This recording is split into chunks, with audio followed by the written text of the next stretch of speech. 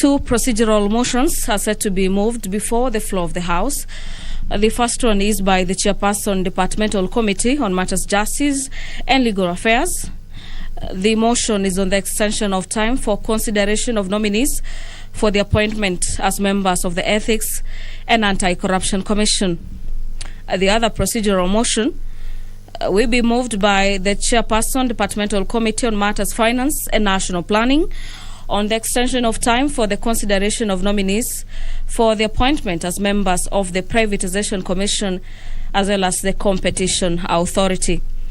This is that pursuant to the provisions of Section 13 of the Public Appointments Parliamentary Approval Act of 2011, and in relation to the extension of period for the consideration of nominees for the appointment to the public offices, the House resolves to extend the period for consideration of nominees. The list was submitted by the Cabinet Secretary for Matters National Treasury as well as Planning, and for the appointment of members to the Privatization Commission and the Competition Authority of Kenya for a period of 14 days from 6th of November 2021. Thereon, the House will be moving to other motions. And just to highlight, one of them is a report of the Committee of the Whole House on the Central Bank of Kenya, National Assembly Bill number 10 of 2021, by the Chairperson, Departmental Committee on Finance and National Planning. The other motion set for debate before the House is the report of the Committee of the Whole House. This is on the Trustees Perpetual Succession Amendment Bill, National Assembly Bill number 23 of 2021. The House will equally be considering the ramification of the bilateral air services. These are agreements between the Republic of Kenya and the Republic of South Africa, and between the Republic of Kenya and the Republic of Botswana. That motion is by the Chairperson, Departmental Committee on Matters Transport, Public Works and Housing.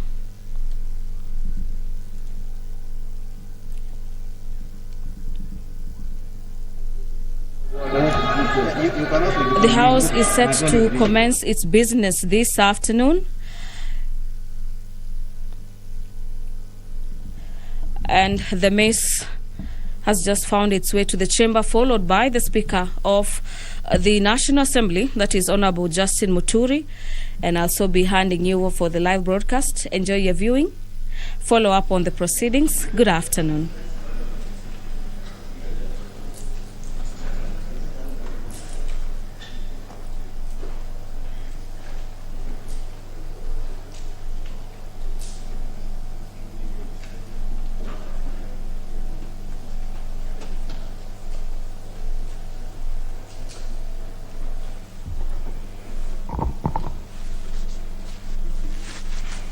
Let us pray.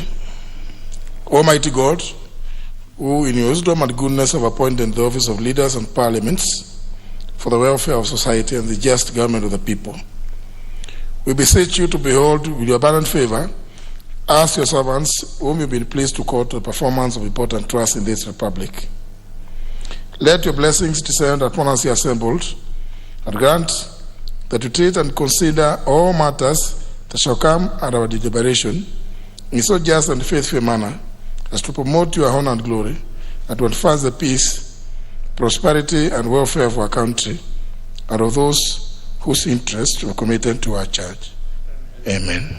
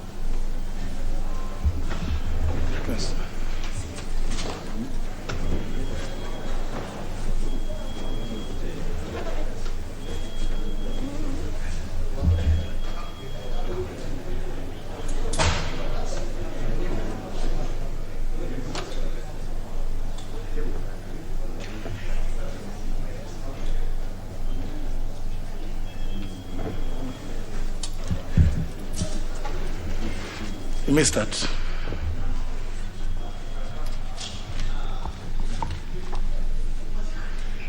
Order number 1, administration of oath. Order number 2, communication from the chair. Order number 3, messages. Order number 4, petitions.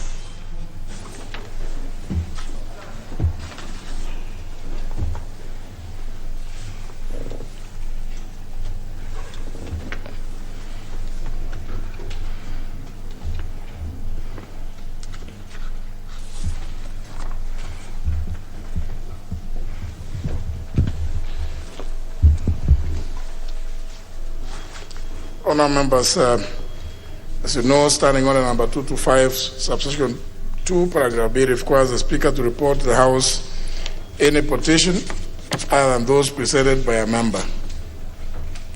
Further, Article 119 of the Constitution provides for the right of any person to petition Parliament to consider any matter within its authority, including petitioning the House to enact, amend, or repeal any legislation.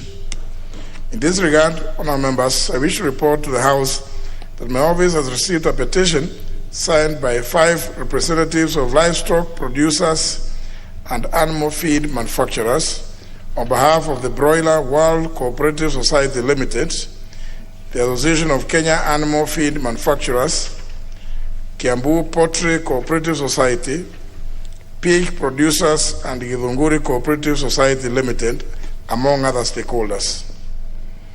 Honourable members, the petitioners have raised concerns regarding what they describe as unprecedented rise in prices of animal feeds in the country.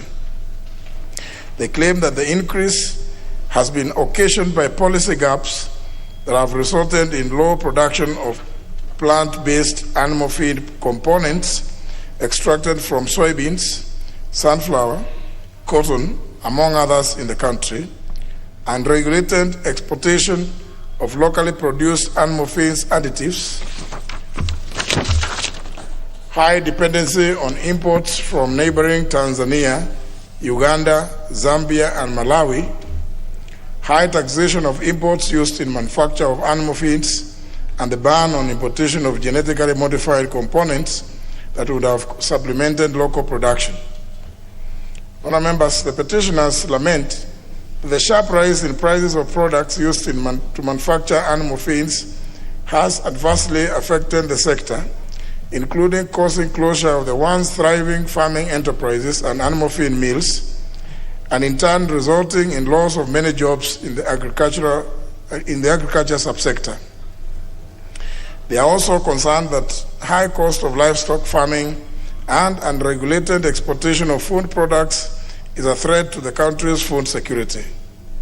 They further aver that over-reliance on agricultural imports from neighboring countries is reducing Kenya's competitiveness in the sector and negatively affecting production due to high prices of imports and irregular supplies from across the borders due to COVID-19 restrictions.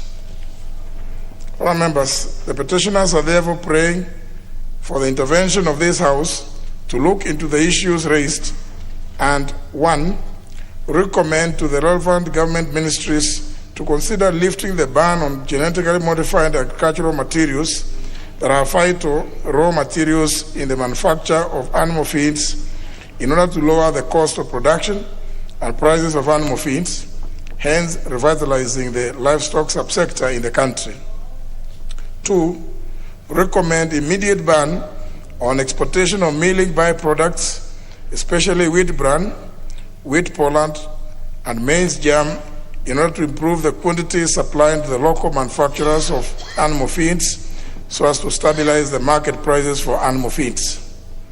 3, amend the relevant provisions of the Value-Added Tax Act 2013 and any other relevant tax laws by lowering or abolishing the taxes imposed on vitamin and mineral premixes and additives used in producing animal feeds in order to reduce the price of animal feeds. And 4, make any other recommendations it deems appropriate in remedying the situation decried by the petitioners. Honourable members, having determined that the matters raised by the petitioners are well within the authority of this House, I order that pursuant to the provision standing under 227(1), the petition be committed to the Departmental Committee on Agriculture and Livestock. The committee is required to consider the petition and report its findings to the House and to the petitioners in accordance with standing order 227, subsection 2. I thank you, honourable members. I'll just take my seat to allow those other members to make their way very quickly because there's another one.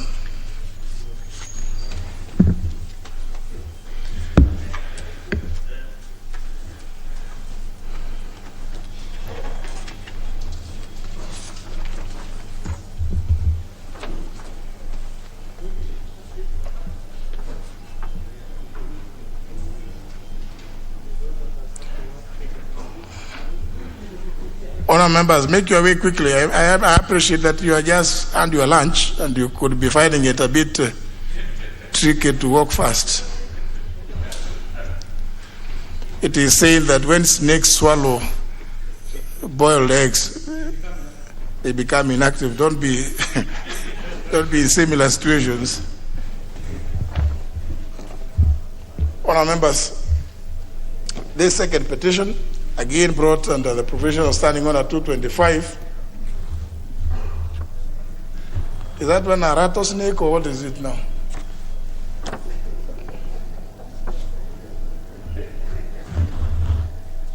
Please be in the chamber.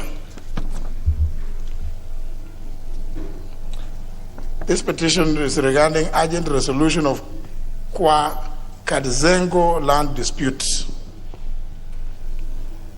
I also report to the House that I've received a petition from MCA Victor Mwanganda Gogo of PO Box 332 Malindi on behalf of residents of Kwakanzengo Village in Mtepeni Ward of Kilifi County, calling for urgent resolution of Kwakanzengo land dispute in order to save residents from impending eviction. The petitioner elucidate that the Kwakanzengo land registered as Kilifi/Kikambala block 285/3 was initially owned by one Michaela Norton, who divested her interest in 1968 and gave instructions to have the land subdivided and transferred to her ex-employees, whose families currently reside on the land.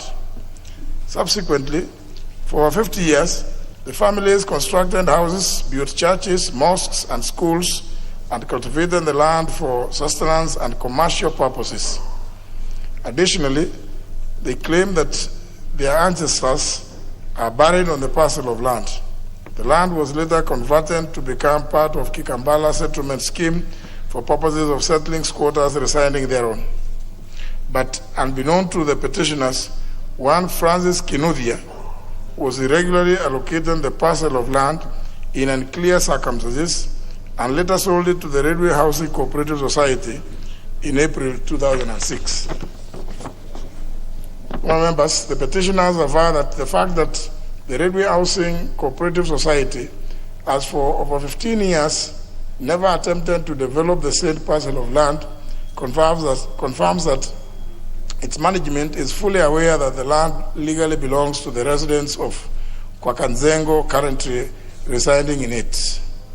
However, the management of the society is said to be currently using illegal and unorthodox avenues of attempting to evict residents from the land, such as resorting to harassment, threats, brutal force, and a host of other inhumane treatments. The petitioners, who constitute over 100 households, comprised of about 600 men, women, children, and the elderly, now risk being unjustly and illegally evicted out of the land that has been their home for over 50 years, thereby condemning them to an unanticipated life of homelessness, poverty, and misery. It is on account of this concern that they seek the intervention of the House in urgently intervening to forestall the impending eviction, the investigation into the circumstances by which the Railway Housing Corporation Society ostensibly purchased the land despite knowing that its bona fide owners were already in occupation, and securing by the government of the same parcel of land through direct purchase from the Railway Housing Cooperative Society or through provision of an alternative land for settling the residents of Kwakanzengo village.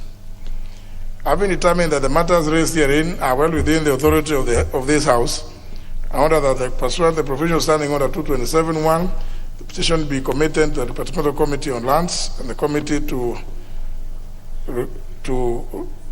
look into the petition and report its findings to the House and to the petition in accordance with Standing Order 227, subsection 2.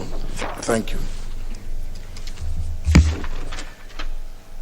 Member for Likoni, Honorable Mishi Boko, you also have a petition. Thank you, Honorable Speaker, sir. I, the undersigned, on behalf of the residents of Mwananguvuze village in Timbwani ward of Likoni constituency, draw the attention of the House to the following. 1, that Mwananguvuze village, which is located in Timbwani ward of Likoni constituency, is a pre-colonial center that was started in 1860 and traces its roots to Mzee Rashid Mbaya Mwazara, who was born in 1830, as well as Mr. Ali Juma Mwangare, born in 1927, and Mr. Mohamed Amisi Mbaya, born in 1929. 2, that the land registered as plot number 120 in Mwananguvuze village is currently home to over 12,600 residents, composed of men, women, children, and the elderly, whose ancestral have undertaken agricultural activities as well as fishing on this land resource for more than 150 years, as exemplified by ancient grave sites, Mwananguvuze Mosque, whose foundation stone was laid by former Minister Honorable Sharif Nasir in 1980. All the indigenous trees that are decades old, among others. 3, that when adjudication of land commenced in Likoni constituency, residents of Mwananguvuze village were assured of securing their right to the land, but were greatly disappointed and shocked when the Ministry of Lands irregularly and illegally issued title deeds of the land to strangers and newcomers that residents had never heard of before. 4th, that the residents have recently been informed of plans by one Mr. Mahesh Jatantilal Haria to assume ownership of the entire land under unclear circumstances and intends to evict the residents from their ancestral land. 5th, that effort to address this concern through various agencies have been fatal. 6th, and that the issues in respect of which this petition is made are not pending before any court of law or before any constitutional or legal body. Now, therefore, your humble petitioner pray that the National Assembly, through the Departmental Committee on Lands, with the support of the National Land Commission, 1, conducts a fact-finding mission to Mwananguvuze village to ascertain the situation on the ground as highlighted in this petition. 2nd, urgently intervenes to forestall the impending eviction of residents of Mwananguvuze village from the land registered as plot number 120, Mwananguvuze, Timbwani. 3rd, investigate the circumstances in which the said Mr. Mahesh Jatantilal Haria seeks to assume ownership of the said parcel of land. 4th, secures the issuance of title deeds of plot number 120 Mwananguvuze, Timbwani, to the residents who are the bona fide owners of the land. And 5th, makes any other recommendation it deems appropriate in the circumstances of the petition. I thank you, Honorable Speaker, sir. Very well. And our members, comments on the 3 petitions will be limited to a maximum of 2 minutes each member. But also to observe that the 2 petitions, one by the Honorable Mishi and the last one, as I read out, seems to identify people in some interesting categories: men, women, and the elderly. I don't know the elderly are of which gender. And children. First on the block, to get off the block, is the member for Endebess. Thank you, Honorable Speaker. Honorable Speaker, I want to support the first petition on to the Committee on Agriculture on issues of livestock feeds. Honorable Speaker, matters about genetically modified organisms, especially GMO foods when it comes to cotton, PT cotton, maize, and other crops that can, like soya beans. I think in the European countries and Brazil and North America, this is a common practice. And we've been very slow in accepting what science has. So as the committee looks into this, we have a body within this country that looks into approval of GMO foods, GMO technology. I think the committee could be able to look into this and see which of these technology can be of any use to the country. And on the other, on land.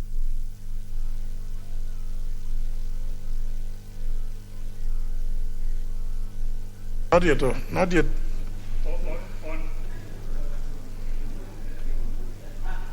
Give him, he's still On land matters, Honorable Speaker, I think the Ndungu report needs to find its way to this floor so that members can debate it. With those few remarks, Honorable Speaker, I support. Any? Thank you, Mr. Speaker, for giving me an opportunity to comment.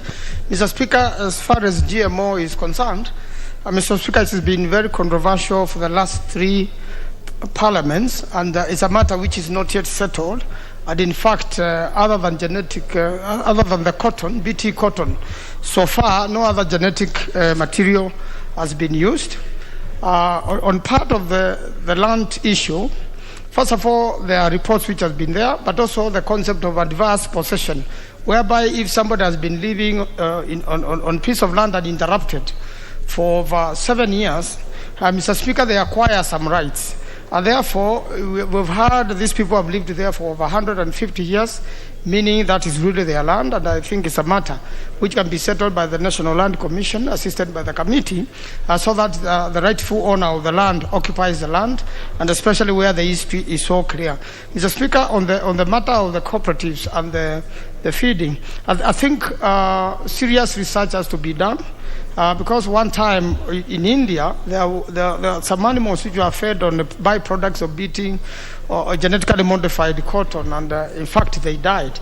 So the team and the Department of Government really charged with the issue of GMO has to really advise, and that's a matter not yet settled by this House, Mr. Speaker.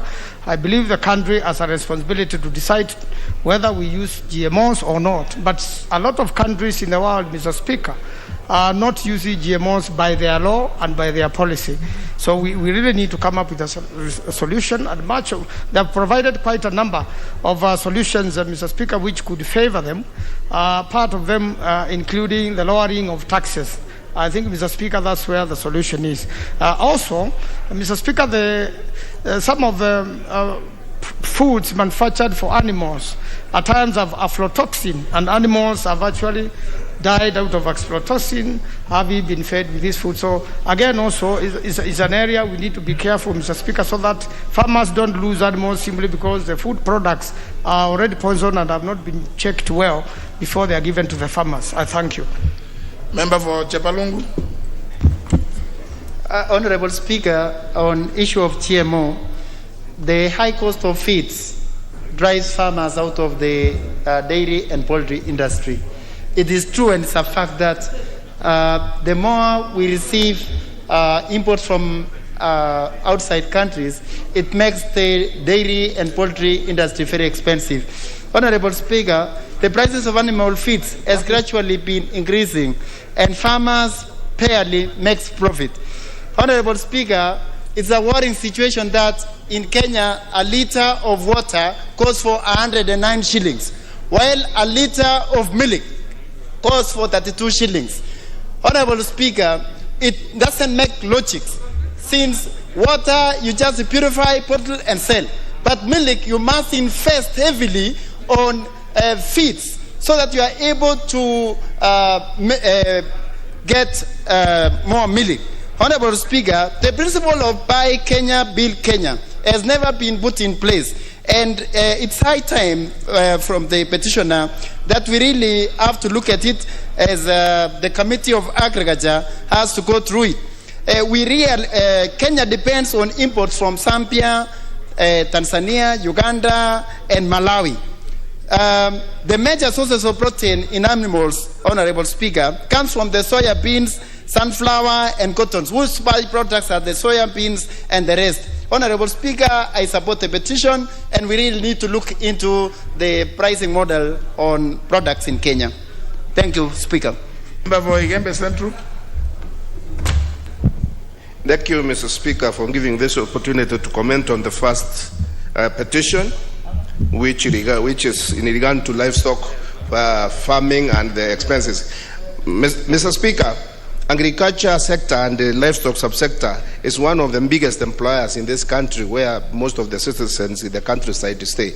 But the products which come from agriculture and especially livestock are so expensive that whatever you can never make ends meet, Mr. Speaker. And that is why people are running away even from farming, Mr. Speaker, because the inputs which are put for the growth of the animals or to rear the animals, and when you come to maybe slaughtering that animal or selling that milk, it becomes very expensive, Mr. Speaker. Therefore, Mr. Speaker, I would urge the committee to holistically look at the production costs of foods or agricultural inputs, so that at least they can be checked and controlled, so that at least the farmers can reap benefits from using these materials, and when they sell or sell milk from their animals, Mr. Speaker. Mr. Speaker, we should also check in importing what can be produced locally, Mr. Speaker. We don't have to import things from outside. We need to put control measures so that we can sell the inputs cheaply,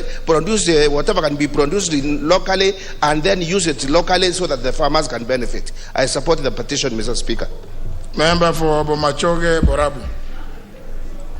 Thank you, Honorable Speaker. Honorable Speaker, I stand first of all to support the petition on animal feeds. But Mr. Speaker, as this petition is being considered by the relevant committees, I would like the committees to find out what are the government policies that are in place to address the main ingredients, the main raw materials, especially in terms of the production of the key crops. We are talking about cotton, we are talking about soybeans in this country. In this country, Mr. Speaker, we have a lot of farmers who are disgruntled because they have no market for their products. How much of this is currently being produced in Kenya? And if they consider that, Mr. Speaker, it will help us to understand the complexity of this pricing.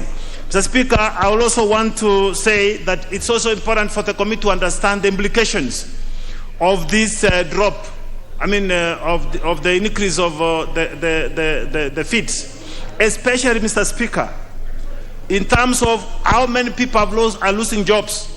We hear of 30 companies that have closed their factories because of the increase in the pricing of the raw materials. All the raw materials are not available. How many people are affected? Mr. Speaker, we are talking of a country where unemployment is skyrocketing.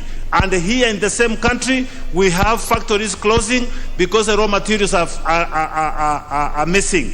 So, Mr. Speaker, I think it's important for us even to ask the technical people in the industry to tell us what they're doing. What are they doing to counter this kind of bad image in terms of income, in terms of food security, and also in terms of employment? Thank you, Mr. Speaker. I support. Member for Mumi Assist. Thank you. Thank you, Honorable Speaker. Honorable Speaker, I want to start by supporting the petitioners of livestock producers of Kiambu. Honorable Speaker, despite the fact that this country is an agricultural country, as a country we have done poorly in terms of protecting our farmers. And Honorable Speaker, I can tell you for free that you will see many more petitions coming your way. Because, Honorable Speaker, we have let farmers on their own.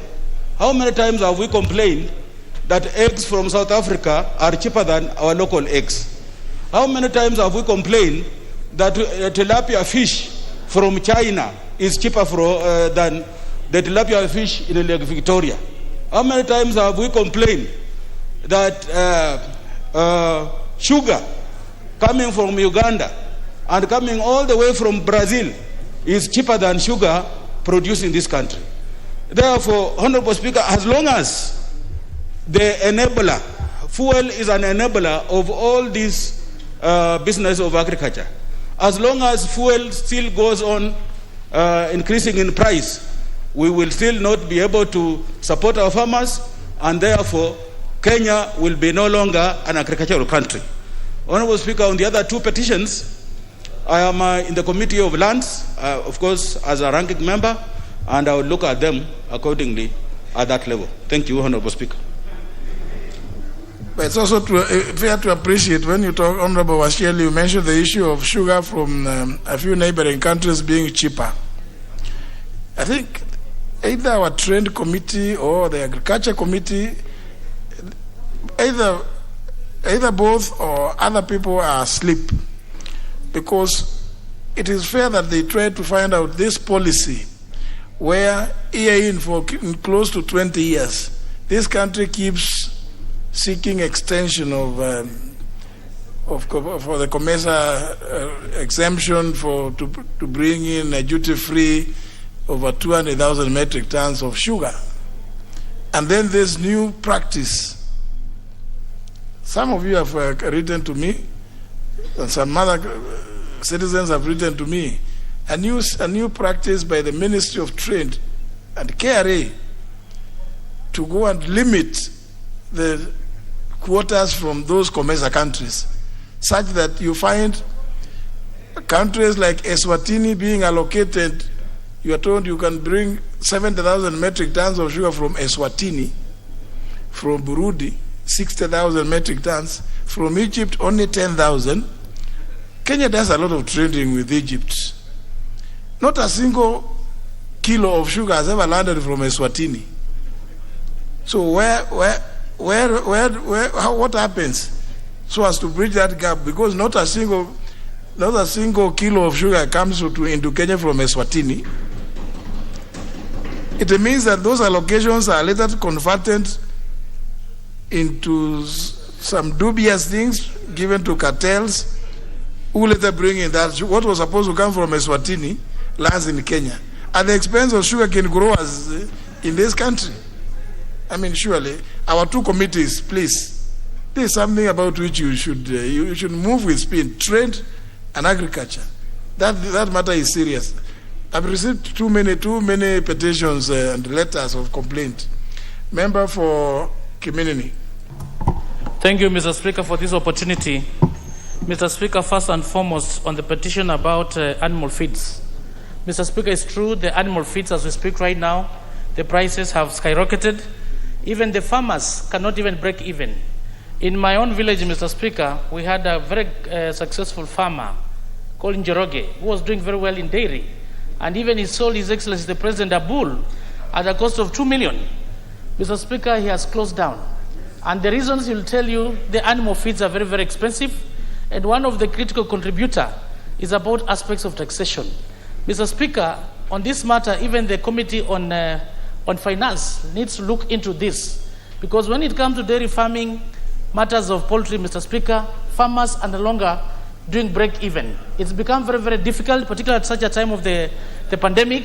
Businesses have closed down, and government needs to come up with a policy how it can help these farmers, Mr. Speaker, in terms of reducing their production costs so that they can be able to compete favorably. On the other petitions, Mr. Speaker, on land, Land is a very critical matter, a fact of production, Mr. Speaker. How I wish that the National Land Commission can look into the aspects of historical injustice so that it can be able, Mr. Speaker, to advise accordingly. The issues of squatters, Mr. Speaker, is not just only on matters of Cliffy, but even when you come to Trans Nzoia, Mr. Speaker, on issues of titling and all that, the issues of historical injustice, this is a matter that should be looked into. And this petition, Mr. Speaker, we've had similar petitions coming to the floor of the House. So we wonder, are they resolved? Or maybe it's an issue of a PR exercise. And maybe the Committee of Implementation, Mr. Speaker, needs to tell us. Because these petitions are not new on the floor of the House. They've come before. They've been repeating, Mr. Speaker. So the relevant committees needs to look for an overall solution and once for all. I thank you, Mr. Speaker. Member for Tongaren. Thank you, Mr. Speaker. I wish to support the first petition on animal feeds. Mr. Speaker, it's very interesting in this country that as we stand now, we are unable to feed our people. And now the people are unable to feed their animals. I think this is a very critical time, Mr. Speaker.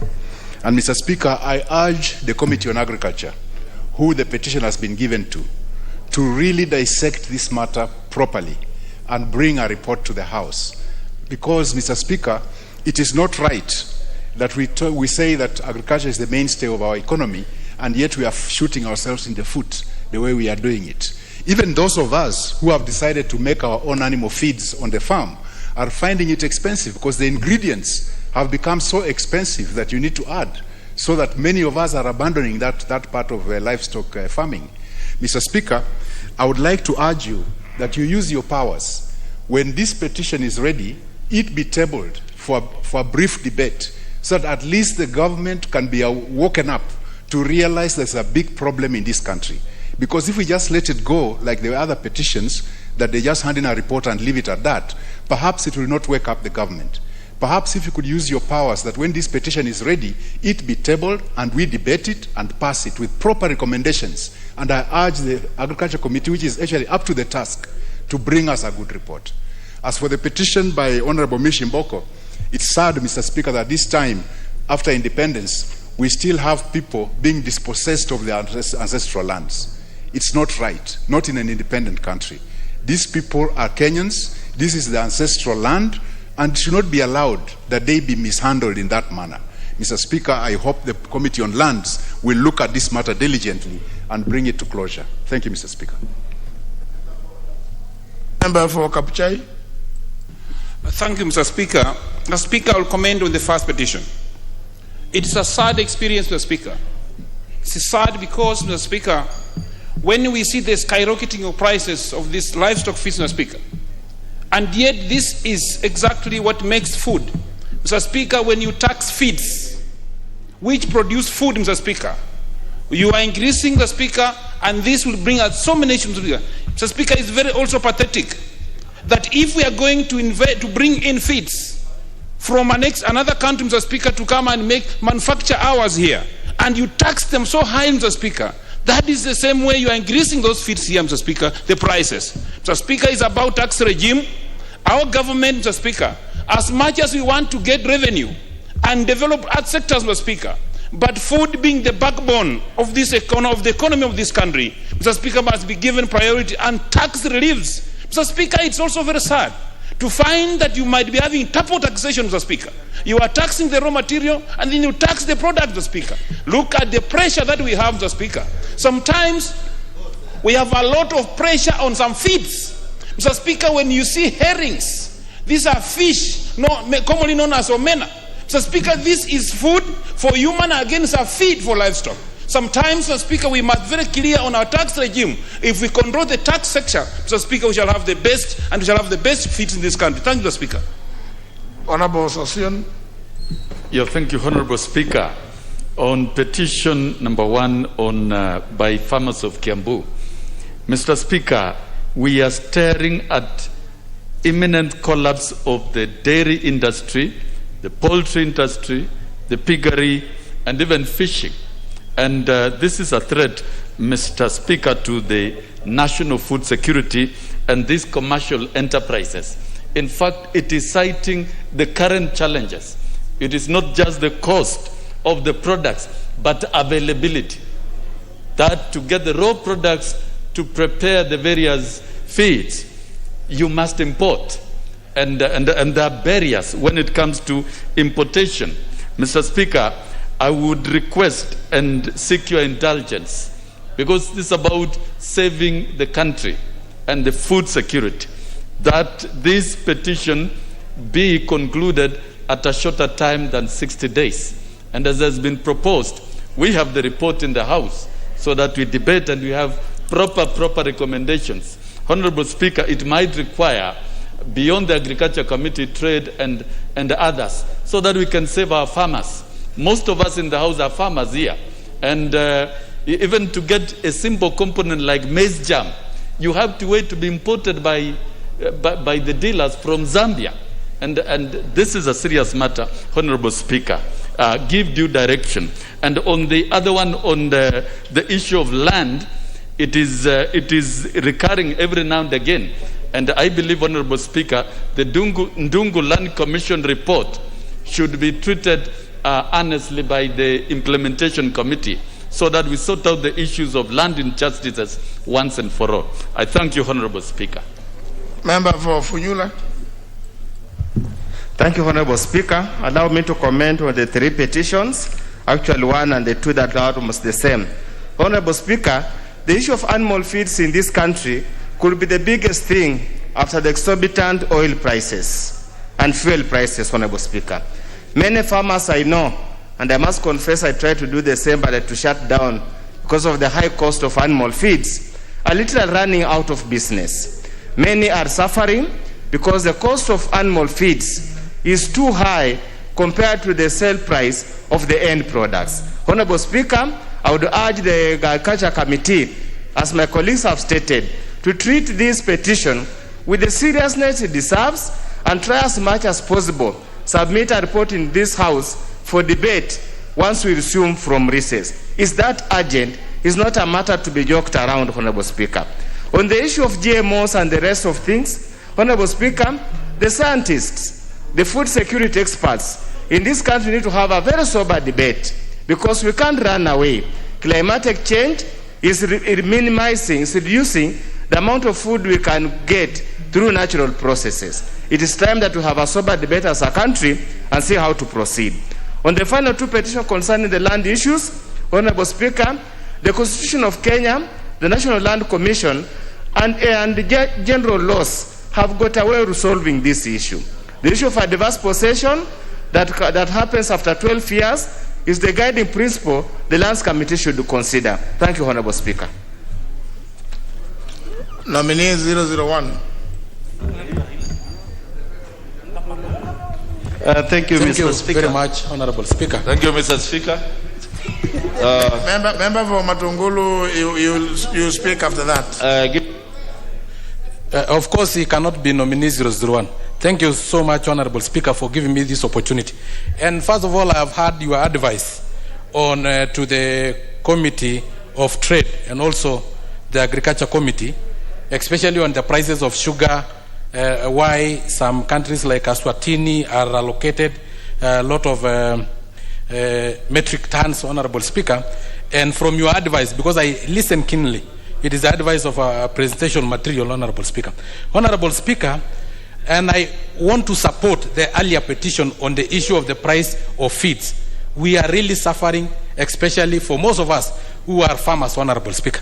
Buying animal feeds, Honorable Speaker, is too expensive for you to make any profit from it, Honorable Speaker. Honorable Speaker, and I think even the Agriculture Committee can consult with the likes of Honorable His Excellency Ruto when he was the Agriculture Minister, Honorable Speaker. He played with the price of fertilizer. And that year that he did that, by reducing the price of fertilizer, Honorable Speaker, we were able to produce enough maize that were full in our stores, Honorable Speaker. We were able to produce wheat, Honorable Speaker. Barley, for the first time, we exported to Tanzania, Honorable Speaker, because of that play in agricultural fertilizer, Honorable Speaker. Honorable Speaker, so if animal feeds are made accessible and cheaply, Honorable Speaker, we'll be able to export animal products, Honorable Speaker. Honorable Speaker, lastly, on the issue of land, the Nungu land report, the Akuimi report, the TGRC report, Honorable Speaker, I think should be brought to the House so that we deal with this once and for all. I support, Honorable Speaker. Honorable Mule, member for Matungulu. Thank you very much, Mr. Speaker. On petition number 1 regarding animal feed, Mr. Speaker, it is very unfair if you look at the cost of animal feeds in this country. And I think, Mr. Speaker, through your wisdom and standing order number 1, we need to loop in the Committee of Trade and the Committee of Regional Integration into this petition, Mr. Speaker, simply because there is serious trade imbalance between Kenya and our neighbors, Mr. Speaker. Mr. Speaker, some of us, we are very serious farmers, and we are being forced to go and buy animal feeds in the neighboring countries where they are cheaper than here in Kenya. Yet you land the animal feeds here, you find that you can't compare the cost of these animal feeds in what is being sold in this country. And Mr. Speaker, this does not apply only on animal feeds. If you look at pesticides, which are used by most of the farmers in this country, they are cheaper in the neighboring countries than here in Kenya. Mr. Speaker, I believe there is a very serious problem in country, which as members of parliament, through these committees, we need to address for once and for all. The other 2 petitioners regarding land, Mr. Speaker, there is also serious land issue, where squatters are living in land, and you find the land has been purchased by Asako, and yet those people have been in those lands for more than 50 years. Mr. Speaker, through the Committee of Lands, I think they need to work abroad to make sure that all Kenyans have the right to live where they live, and to make sure that justice is made for those people who don't have land in this country. Because you find, if people have occupied a certain land, Mr. Speaker, for a long time, and yet Asako, through brokers, buys that land, and then they want to displace these people.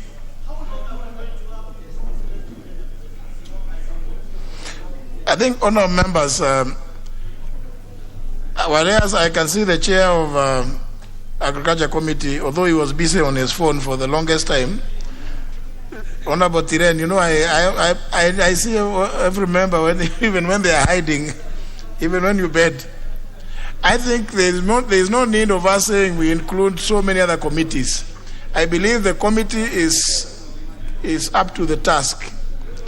And I think the allegation, if you read the allegation by the petitioners, they are claiming that the increase has been occasioned by policy gaps that have resulted in low production of plant-based animal feed components extracted from soybeans, sunflower, cotton, among others in the country, and regulated exportation of locally produced animal feeds additives, high dependency on imports from neighboring countries, and high taxation of imports used in the manufacture of animal feeds, and the ban on importation of genetically modified components that would have supplemented local production.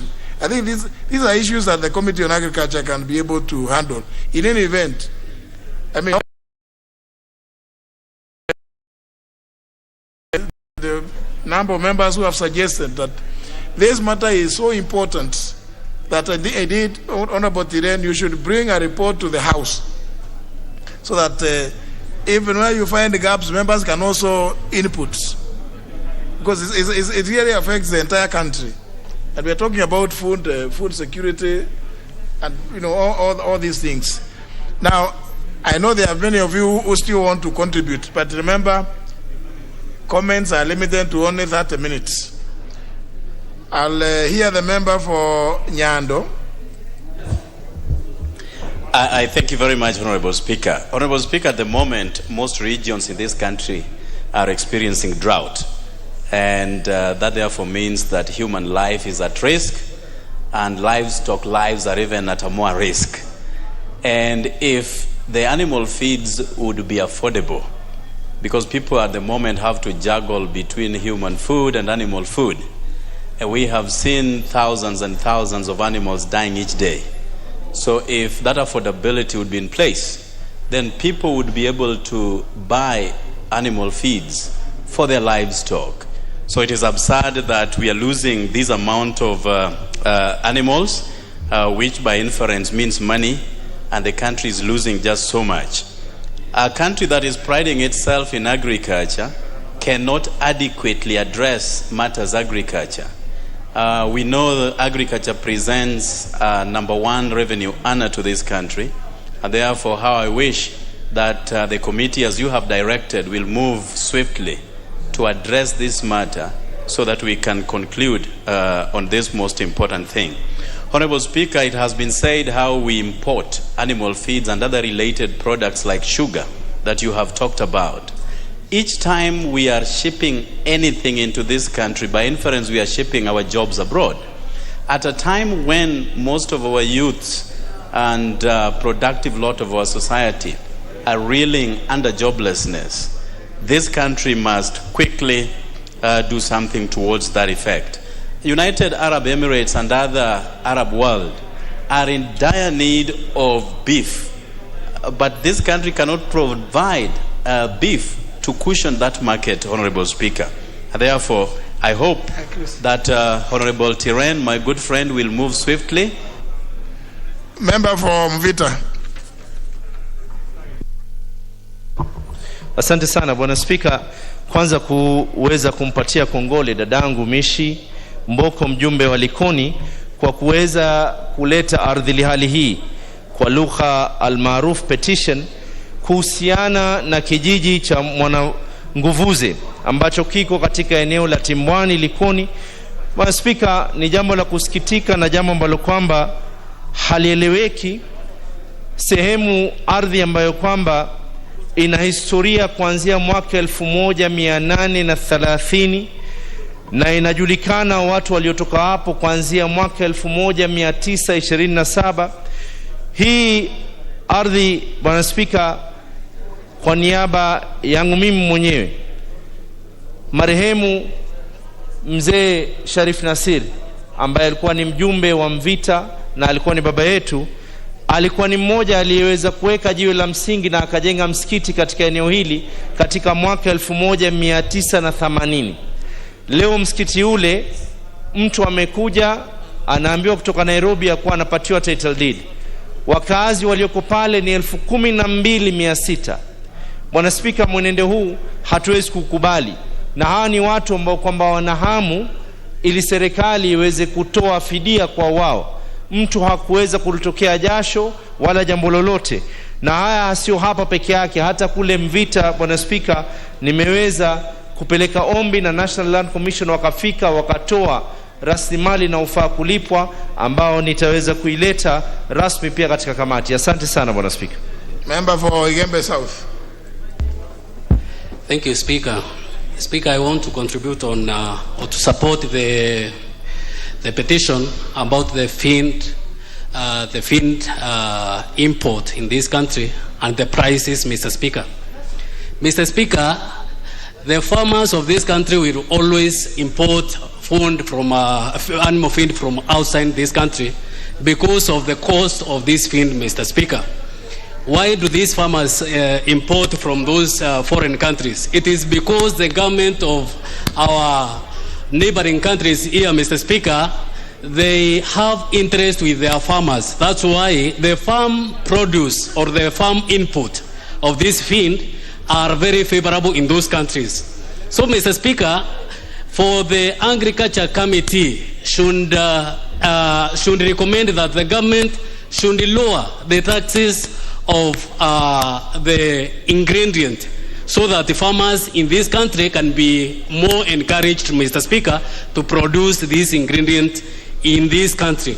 Secondly, the farm equipment, the ones which they use, Mr. Speaker, to do farming, they are very expensive. Government has raised the taxes, Mr. Speaker, to import this equipment, Mr. Speaker. So there is a need and urgent, Mr. Speaker, in reducing these farm machineries taxes so that our farmers can farm well and the feed can go lower. Thank you, Mr. Speaker. Member for Jomvu.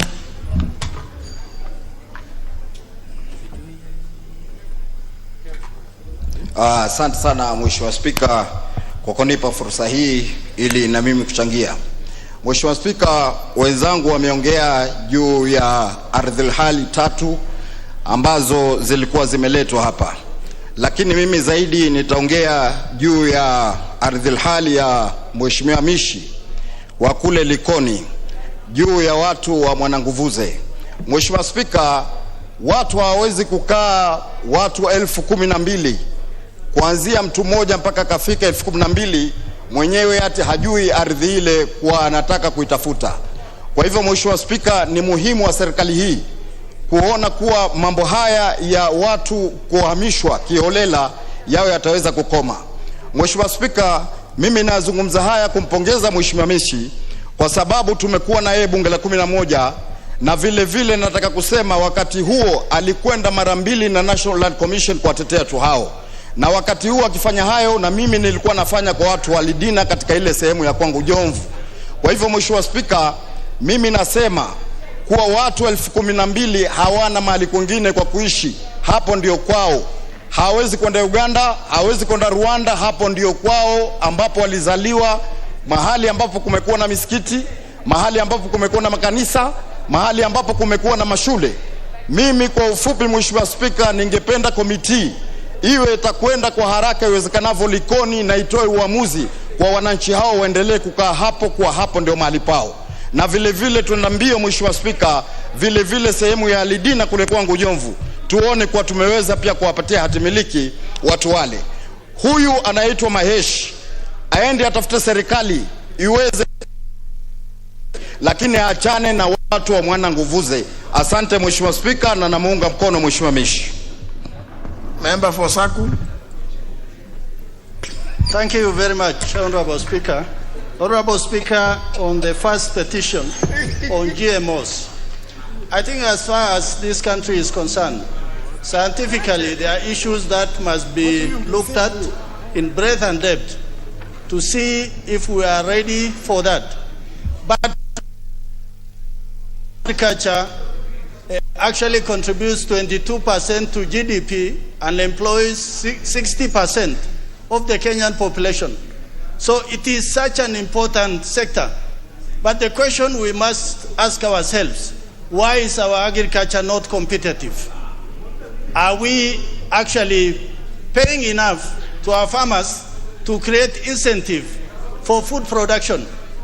Honorable Speaker, I think that petition that has been brought to you through you has far-reaching effect that the committee must look at, not just the substance of it, but they must go deeper. Is agriculture sustainable in Kenya if it is contributing so much to our GDP? On the issue of land that Honorable Mishi Mboko has brought, I think one thing she is saying, there is one person who is possessing all that land. We must ask ourselves, is one person more important than 20,000 families who live on that land? I think we must move away from the haves and the have-nots. Kenya must be for all. Let those who have petitioned this House, we must look at them with fairness, with the substance that they deserve, that they are Kenyans, and they want a dwelling that they call this is their home. I thank you, Honorable Speaker.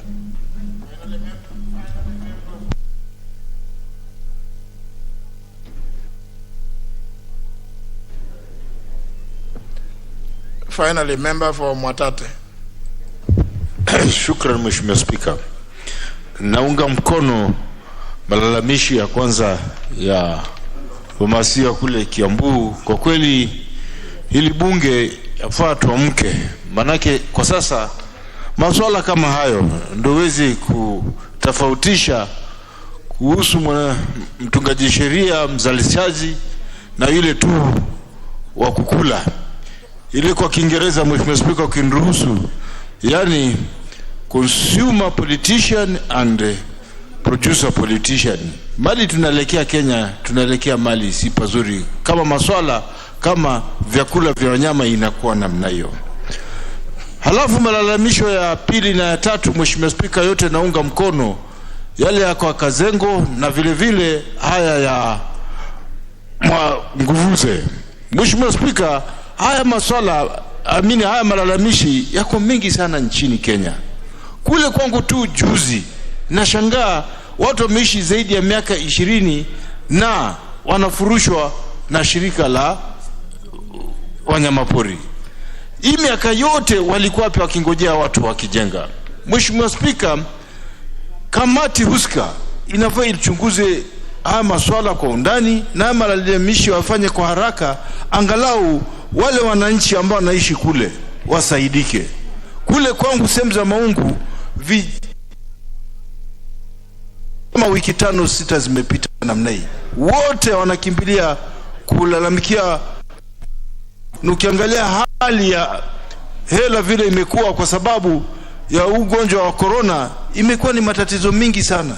So Mheshimiwa Spika, kamati husika iamke na ile kamati tekelezi isilale, iende mbio, masuala kama haya yamalizike. Asante sana.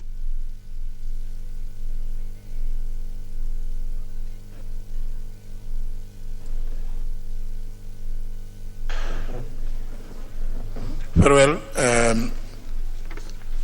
The petitions are accordingly committed as earlier on directed. Move to the next order.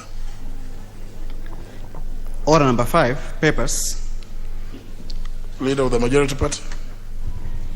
Honorable Speaker, I beg to lay the following papers on the table of the House. Today, Tuesday, October 19th, 2021. Number 1, reports of the Auditor General and financial statements in respect to the following constituencies for the year ended 30th of June 2019 and the certificates therein. And number 1 is the Narok South constituency, and B, Kilgoris constituency. Thanks, Honorable Speaker. Next order.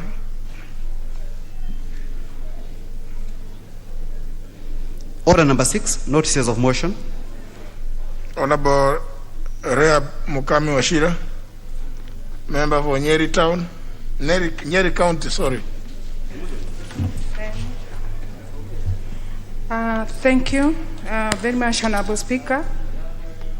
Honorable Speaker, I beg to give a notice of motion that aware that most pupils in primary and secondary schools are currently facing ethical behavior challenges manifested in the rampant cases of drug and substance abuse, socially unacceptable sexual misadventures, and antisocial behavior that has contributed to their poor study habits, academic underachievement, and increased conflict with parents, teachers, and guardians. Noting that there have been increased cases of school violence in the form of school strikes and burning of schools.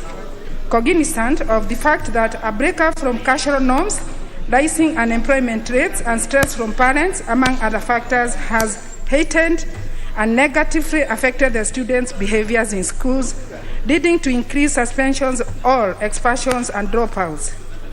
Deeply concerned that students from families experiencing domestic violence, separation, single parenthood, terminal illness, and the recent COVID-19 pandemic, among other myriads of problems, are prone to depression. Appreciating that there is need for guidance of teenagers at their formative stages in life, this House therefore urges that the government, through the Ministry of Education, introduces mandatory weekly guidance and counseling to all students in primary and secondary schools in Kenya by redefinition of counselors' role, restructuring curriculum, programs, implementation of comprehensive schools counseling programs, and development of system support. Thank you, Honorable Speaker.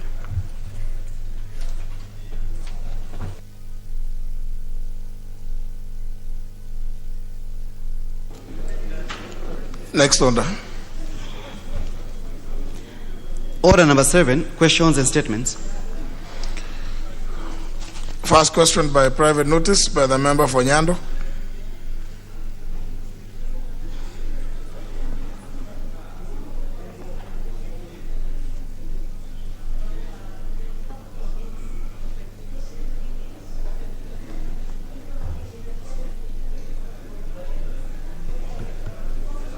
I thank you very much, Honorable Speaker, because this question stems from your directive that you delivered last week on the floor of this House concerning the taxes by Kenya Revenue Authority accruing from our county offices and constituency offices. It is questioned by private notice number 7 of 2021, and it is addressed to the Cabinet Secretary for National Treasury and Planning. Could the Cabinet Secretary explain why Kenya Revenue Authority, KRA, has been penalizing constituency and county offices for delays in the remission of taxes due for the staff emoluments and operational expenses in these offices? Yet the delays are occasioned by the fact that the Parliamentary Service Commission always receives exchequer releases from National Treasury late. Number 2, could the Cabinet Secretary ensure that the said offices are exempted from such penalties, considering that the National Treasury is usually solely responsible for the delays? I thank you, Honorable Speaker. Very well. I hope the Committee on Finance notices that, or notes that the question is by private notice, and the question will be replied before that committee. Next question is by the member for Ainab Koi, the Honorable William Chepkut, who has written to request here. The Honorable Pukose asked the question on his behalf. Very well, Honorable Pukose. Thank you, Honorable Speaker. Honorable Speaker, I stand to ask the question number 375 of 2021 on behalf of Honorable William Chepkut, MP Ainab Koi. 1, to the Cabinet Secretary for Education.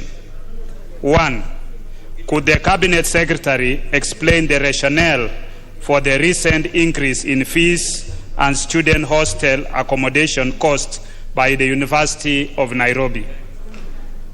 2, could the Cabinet Secretary explain whether the university conducted stakeholder engagement and consultations before effecting the increment, considering that most students rely on the funds from the Higher Education Loans Board to pay for academic and accommodation fees?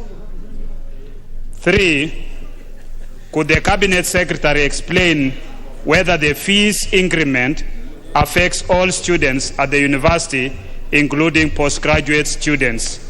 Honorable Speaker, I'm asking on behalf of Chepkut and want to wish him quick recovery after he undergone surgery at Medhill Hospital. Thank you, Honorable Speaker. Yeah. A question will be replied to before the Departmental Committee on Education and Research.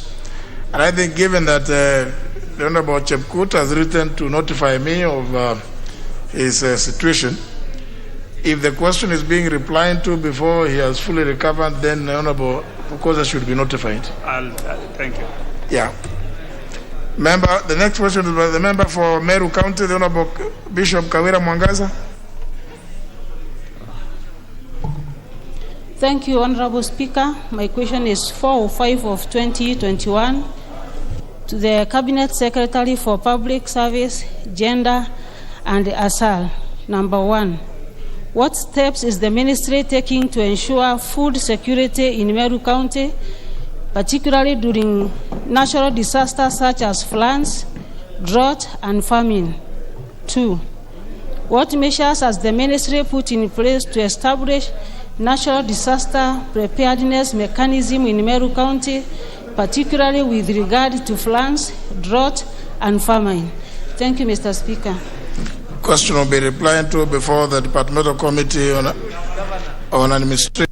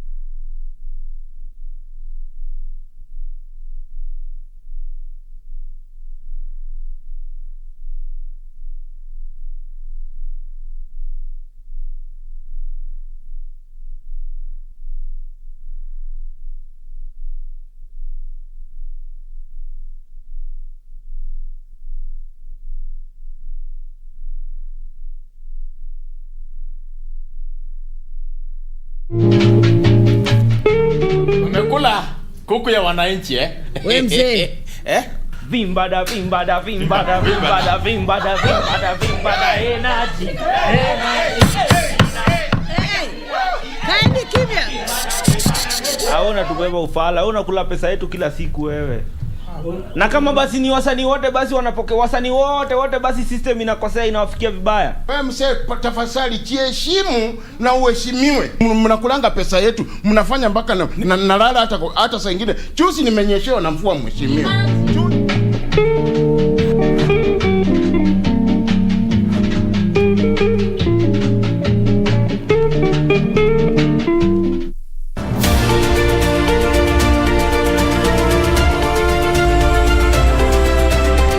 My name is Ian Lemayan, and I'm a wildlife warrior. When I was born, there were over 25,000 of these animals.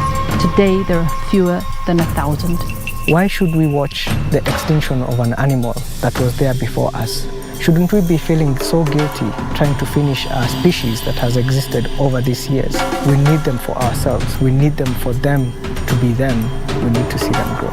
This is Wildlife Warriors, and I'm Paula Kahawa.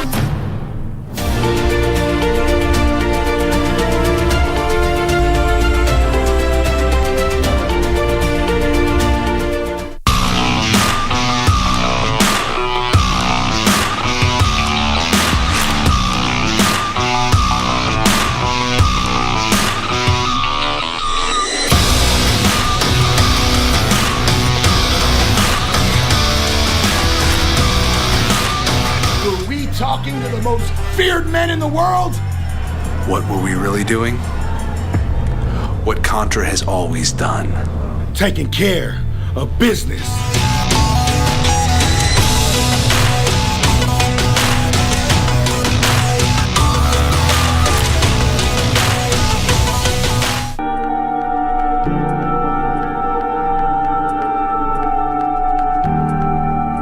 I've loved you from day one when it was even close to impossible for me. I didn't ask for you to love me. Respect, Christine. It seems you have a lot of savings then. Me, I'm a baby girl. I deserve soft life. Si lazima ikuwe pesa yangu. Mimi na wewe mambo ya kesi tustahili kuongea. Si sana kindani, kidogo tu. Kwa koti tutakutana huko. Kwa nani? Ni Mark. Wow. Stop asking questions. Hello, Christine. Christine, what's wrong? We need to fire Lawrence. She's in the living room. You need to know which side you're on. You need to open your eyes and know which side you're on, okay?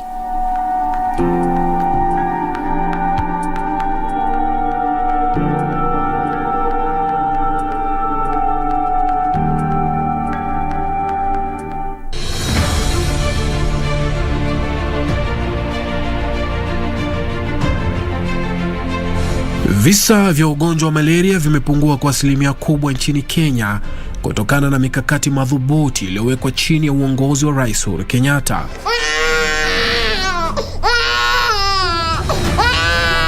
Wiki hii kwenye Project 254, if we do not address malaria and take decisive actions to eliminate it, we will continue to see more deaths from this easily preventable disease. Kwa ajili ya kutumia ile neti, wengine kama mimi naitumia vizuri na naona ile mambo ya magonjwa kwangu nyumbani sio sana. Wakati mwingi huko nyuma nilikuwa naugua malaria kwa sana, na nilikuwa natibiwa, bado inarejelea tu.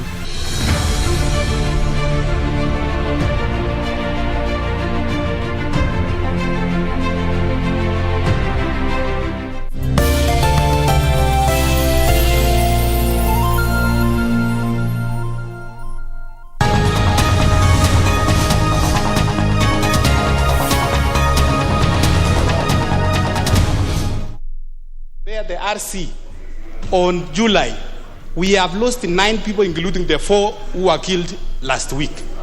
Mr. Speaker, I want, through the chair, because the chair is here who wrote this statement, to tell us, Mr. Speaker, how long is it going to take to make sure that what the CS presented before this House to say that he's going to put those measures in place, are going to put in place and make sure that these banditry attacks will never happen, Mr. Speaker. Mr. Speaker, it's very sad. Now you have made it a debate.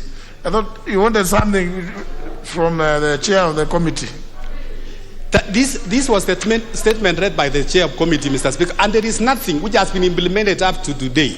So I'm seeking your intelligence, Mr. Speaker, that you can compel even the cabinet secretary to implement his paper, which he wrote himself, to make sure that my people are living in peace. Mr. Speaker, this is a constitutional issue. Now, Honorable Kangogo Bowen, if the cabinet secretary tabled something where he gave assurances, now that is where our committee on implementation, chaired by the able Olekenta, comes in to come. And in fact, that's why you should direct the question to that this is the assurance given by the cabinet secretary.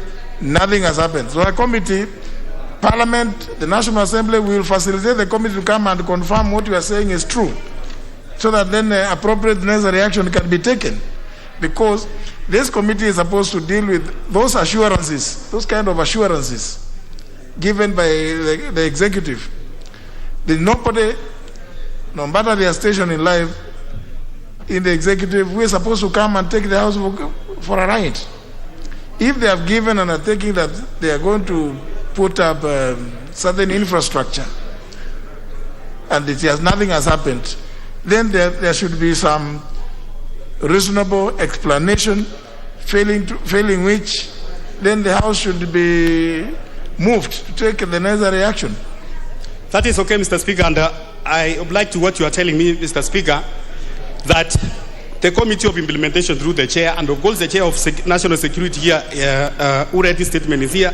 Mr. Speaker, under our constitution, the right of life is the first thing, Mr. Speaker. Now this debate. So please, now you know that now if you start now, I thought you were taking some intervention. You know about the right to life. I mean, you know, obviously, as you remember, I told you come and raise the matter here, so that either the chair of the committee who read the statement, Honorable Mwadhi, you've heard. What is your response?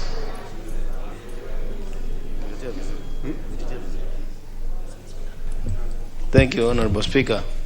Honorable Speaker, it's true that I read that statement, and within in that statement is contained some undertaking of number one, placement or deployment of special unit, and an establishment of police station. I've just learned now that those have not happened, but like you rightfully said, Honorable Speaker, this could be a matter that will be taken by the Committee on Implementation. But being responsible also, and having read the statement, I also reach out to the CS, and I ensure, because this matter is very serious. You can imagine the loss of life. He's saying a whole family has lost life against the assurance by the CS that there is going to be deployed a special unit. So it behoves me, Honorable Speaker, to go back to him and tell him that those assurances have not been achieved, and that the answer I'll get, whether in written, even if we proceed on recess, I'll transmit to the Honorable Kangogo Bowen, while at the same time I expect that the Committee on Implementation is going to follow that very rigorously. Thank you very much, sir. Very well. So the Honorable Kangogo Bowen, even in the meantime, you can also approach the Committee on Implementation with the answer, the written response. And I think that's why everybody in the executive must be held accountable. If they want to chairs of committees certain commitments, they must be held accountable. Because we cannot just, it cannot just be a piece of paper. If it is tabled and is brought to the House, it means that government is serious about what it pledges to do. If they are not ready, they should not put anything, they should not commit themselves. Or they can say now they are unable to do it, and then call for national prayer in situ, in Marakwet East, so that we all congregate there and say some prayers if they are not able to do it, because why are they not able to? Honorable Kango, you are right in what you are saying. No, there's no debate. I can see the member for Marakwet West also wants. It is not. It's not a Marakwet issue. Yes, because you are talking about loss of lives. Honorable Kangogo, for just 1 minute, because we really need to go to business. Okay, thank you, Honorable Speaker, for that direction. I also want to thank the Chair of National Security that is going to follow up with the CS Cabinet Secretary, Mr. Speaker, because it's been every weekend we are there for funerals. Very well. So thank you very much. And very well. There's the request from the Honorable Chris Omlele, member for Luanda. Thank you, Honorable Speaker. I rise to request for a statement on the Public Finance Management Tourism Promotion Fund Regulations 2019. Honorable Speaker, pursuant to Standing Order 44, Sabbatical 2C, I wish to request for a statement from the chairperson of the Departmental Committee on Finance and National Planning regarding the Public Finance Management Tourism Promotion Fund Regulations 2019. Honorable Speaker, the Tourism Promotion Fund was established under Section 24, Subsection 4 of the Public Finance Management Act 2012 through the Finance Bill Act of 2016 and operationalized through the legal notice number 24 dated 12th April 2019, Tourism Promotion Fund Regulations 2019. The purpose of the said fund is to provide finances to support development, promotion, and branding of the tourism sector. Honorable Speaker, the main source of the fund is proceeds realized under Section 3 of the Air Passenger Service Charge Act, which are collected by the Kenya Airports Authority and remitted to the fund. However, it is not clear the amount of funds collected since the fund was operationalized and the activities that have been funded by the proceeds from this fund. Honorable Speaker, the Public Finance Management Tourism Promotion Fund Regulations 2019 provides for the establishment and composition of the board, which shall consist of the Cabinet Secretary responsible for tourism, who is the chairperson of the board, or in his or her absence, the Principal Secretary responsible for matters relating to tourism, and 6 Principal Secretaries and 2 persons of the opposite gender appointed by the Cabinet Secretary responsible for matters relating to tourism in accordance with Article 27 of the Constitution. Consequently, this raises the concern regarding supervision and oversight aspects of the fund, where the Cabinet Secretary for Tourism, who should play this role and ensure that there is proper checks and balances, is also the chairperson of that board. Honorable Speaker, it is against this background that I seek for a statement from the chairperson of the Departmental Committee on Finance and National Planning.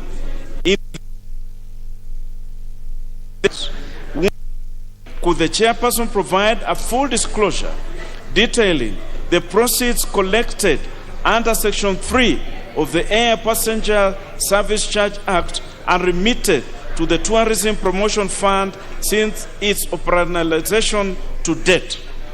2, could the chairperson provide the justification of Regulation 14(1)A, which designates the Cabinet Secretary responsible for tourism as the chairperson of the board, as opposed to an appointment of an independent chairperson akin to other funds created under the laws of Kenya?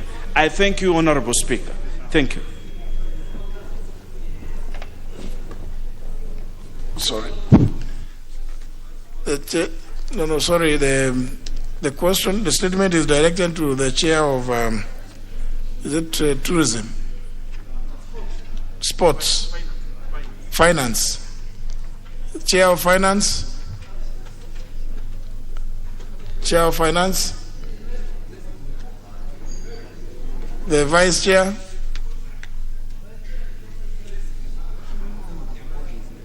Who? There was an indication that the Honorable Mboni would stand in. Yeah. Thank you, Honorable Speaker. Honorable Speaker, I beg to give notice of the following motion. No. When can you respond to this request? 3 weeks' time.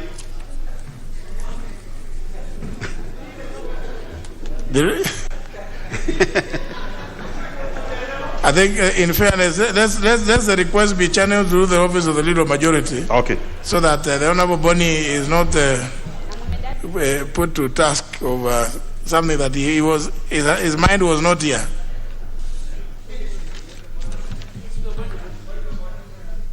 What is out of order, Honorable? Yeah, I can see all of you are pressed intervention. Honorable Duale. Honorable Speaker, there was a matter that was asked in this House, a statement sought by the Honorable Kimani Ichung'wah on why Kenyans going to China, Kenyan businessmen, small and women, small traders, are quarantined for 14 days when Chinese are coming to our country in thousands every evening. Then the Speaker, an answer was brought by the Defense Committee Chair, but the House, through your direction, he said he had to consult the Trade Committee. Speaker, it has taken 2 months. Mr. Speaker, when the British, the UK government, did a similar move based on COVID, the Kenya government did a counter move to protect its own citizens. Speaker, since COVID started, this country is receiving thousands and thousands of Chinese business people, and no Kenyan business person can go to China. Because if they go to China, and the people who go to China are small, medium business people, they are quarantined for 14 days. What does that mean, Mr. Speaker? This House must protect through you, is that the Chinese now are informally telling Kenyans, you do use email, use telephone, talk to our people, give business to our people, don't go to China. So, Mr. Speaker, this committee and this House must protect the Kenyan citizens. So, Mr. Speaker, I really want you to direct that this trade imbalance, this trade discrimination that is happening to the Kenyan business people, this government, unless this government is an appendix of the Chinese government, because when the British did the same, the government acted very fast. So, Mr. Speaker, what is so special about these Chinese? That they can dump their people, they can dump their goods, and they cannot allow Kenyans to go and do business in their country. That's number one, Mr. Speaker. Second, Mr. Speaker, you remember I sought a statement that I was told I'll be given in 2 weeks' time on the Capital Markets Authority, based on the thousands of Kenyans who lost their hard-earned savings through the Cyton scheme. Mr. Speaker, I appeared before that committee. 2 months, the committee in the Hansard said 2 weeks. I appeared. There is no answer. Mr. Speaker, I also asked a similar question on the late publication of key economic reports and documents by Kenya National Bureau of Statistics. I am yet to receive 2 months since then. So, Mr. Speaker, some of us will bring statements here, and here we are told 2 weeks, 3 weeks. We are now 2 months. So, Mr. Speaker, we are asking these statements on behalf of the people of Kenya. We are asking on behalf of people who lost their money through Cyton, through the fraud that CMA as a regulator has taken. Speaker, I ask serious statement on Kenya National Bureau of Statistics, that there are certain reports that must be given to this House and to the country before even the budget is formulated, and the minister violated. So, Mr. Speaker, what has happened, even with the independent power producers, every time I seek a statement, then it takes 2 months, and the national executive will go and sanitize. So, Mr. Speaker, I really want you to, particularly on the matter of the Chinese, at least the one on the Finance Committee, I spoke to Honorable Wanga, and she promised me she will bring it by Thursday. But Mr. Speaker, you need to put your foot and give direction.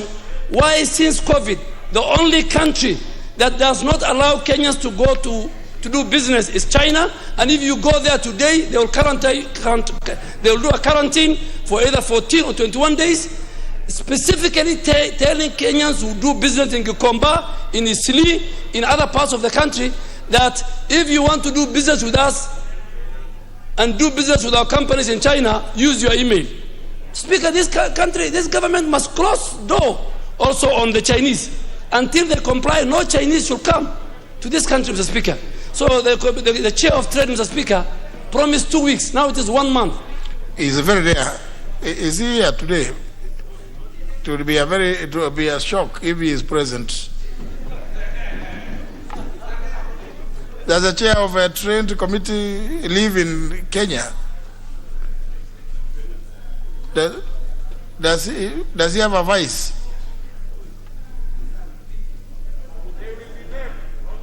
I mean, but you see, honourable members, I mean, I think the House should take action.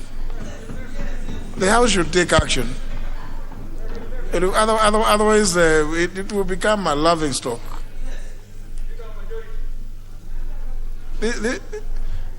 If the chairs are not here to respond, and they are quick to rise in their place and claim we will give a response in 2 weeks, 3 weeks, and then the matter just dies there.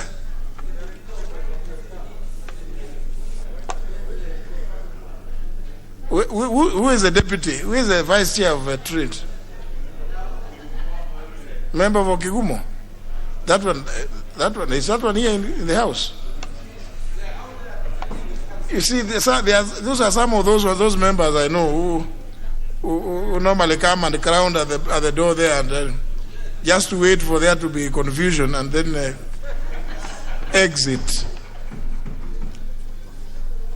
Did they know why they were given those responsibilities?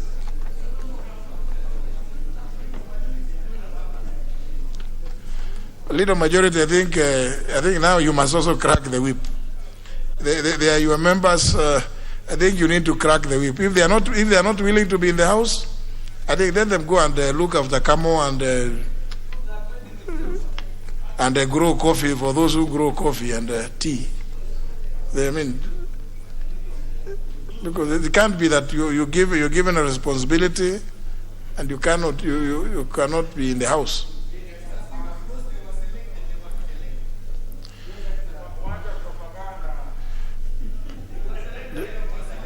Let leader majority give some statement with regard to those two on Thursday. Yeah, indeed, it's Honourable Speaker, it's quite disappointing that members would be promised and the promises are not kept. I would undertake to liaise especially with the two. The committee, at least finance this agreement on trade. I'll look into the matter and ensure that some action takes place. Yes. Member for Funyula, what's your point of order?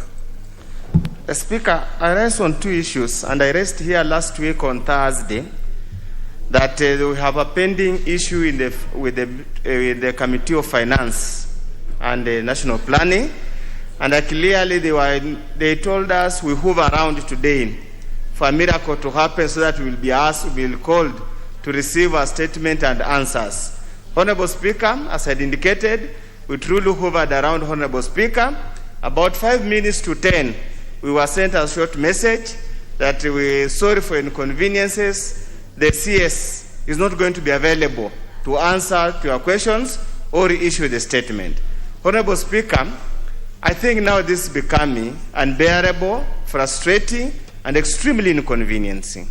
And I think probably pursuant to what the leader of majority has said, we need to find a way that when you tell members of parliament that on a particular day, come for your statement, you know very well, we forgo so many other activities, knowing that now we are at the tail end to come and receive that statement, because we have done it for public purpose, we need to find a way, Honorable Speaker.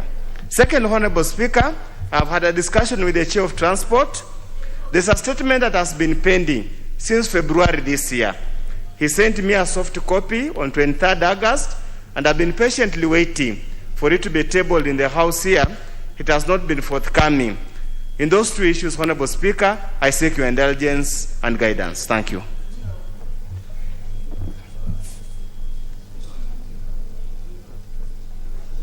The chair of which one? Transport. Oh, the Honorable Kosing is in the House. Honorable Kosing, you can respond. Thank you, Honorable Speaker. And in the statement, Honorable Uhuru asked, I invited him to my committee. He came. And I think he should have started like that, Honorable Uhuru, in good faith. Because, Honorable Speaker, the chairs are not superhuman beings. They are members of parliament like us. And we should begin from good faith. He came, Honorable Speaker. He was unsatisfied with the response, which I agreed with him, or my committee agreed with him. So we asked the ministry to do a proper statement, which they did, Honorable Speaker, and I forwarded to Honorable Udo. So I was waiting for Honorable Udo to tell me, Mr. Chairman, it's now fairly satisfactory, because if he's not satisfied, Honorable Speaker, then there's no sense of bringing a statement which the Honorable Member, Honorable Speaker, is not satisfied, and we end up lamenting on the floor of the House. It doesn't help. It's not for his interest. It's not for my interest. It's the interest of the people of Kenya. So I was waiting for him, Honorable Speaker, to say, yes, Honorable Chair, it is fairly satisfactory. Then now I can read for purpose of reading, Honorable Speaker. And if it's not, then it is still within that paradigm where now my committee can even refer back to the minister and say it is not satisfactory, and then I bring now Honorable Udo and the minister, Honorable Speaker. Otherwise, he has the statement, Honorable Speaker. He has not told me whether he's not satisfied again. I thank you.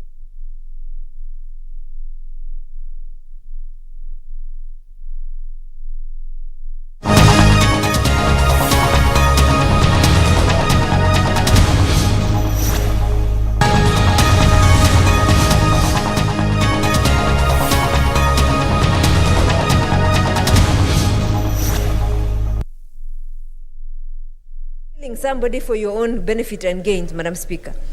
Madam Speaker, I think we need to pass a law whereby sports trainers should not be socially involved with the athletes, Madam Speaker. Because first of all, they have a responsibility over this person.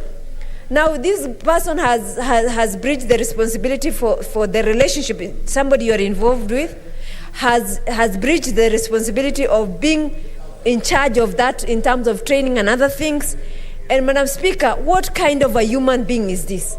Even if all those things don't matter to him, where is that sense of patriotism as a Kenyan to ensure that our athletes are preserved, Madam Speaker?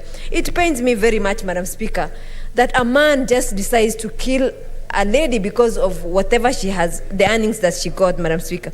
Where do ladies get, reprieve? When you have property, people kill you. When you don't have, you're disturbing them, they kill you. How are you supposed to survive all this, Madam Speaker? Madam Speaker, it is my considered opinion that this man should be punished more severely than the ordinary criminal. The one who could have committed the same murder, this one should be punished more severely, Madam Speaker. He doesn't even, I think he should be stoned to death, Madam Speaker, not even jailed. Yes, Madam Speaker. Madam Speaker, and I think our athletes also, either the sports department or, or the treasury or anybody else, I think we should have a training for investments for these athletes, Madam Speaker. Because if that money was invested somewhere, I don't think this guy would have had an opportunity even to murder her. Because the temptation would have been less, Madam Speaker, because that money would have been stashed somewhere earning money instead of tempting people to kill others. Madam Speaker, whichever committee we give this case, Madam Speaker, let us not have this as another murder case. This is a special circumstance, and it should be treated as such, Madam Speaker. And Madam Speaker, as I said earlier, I think mental health is a challenge in the world at this point, and specifically in this country. And Madam Speaker, it needs to be addressed urgently so that we don't have such a thing occurring in the future. I thank you, Madam Speaker, for giving me this opportunity. And I wish to thank Senator Cherargei for bringing this statement, Madam Speaker. Thank you, Senator. Senator Wambua Enokio. Thank you, Madam Speaker. Madam Speaker, when you spoke on this matter, you spoke for all of us. I want to take this opportunity, Madam Speaker, to convey on my own behalf and on behalf of the great people of Kitui our very sincere condolences to the family of Agnes Tirop. And Madam Speaker, hasten to say a few things. One, a few days ago, the Senator for Nandi, Senator Cherargei, approached me to make a contribution towards the burial of Agnes Tirop.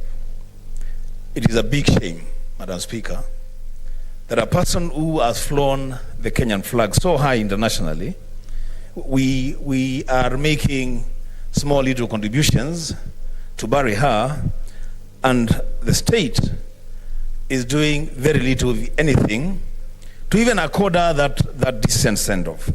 Madam Speaker, I want to appeal to the government of the Republic of Kenya to not punish this girl 3 times.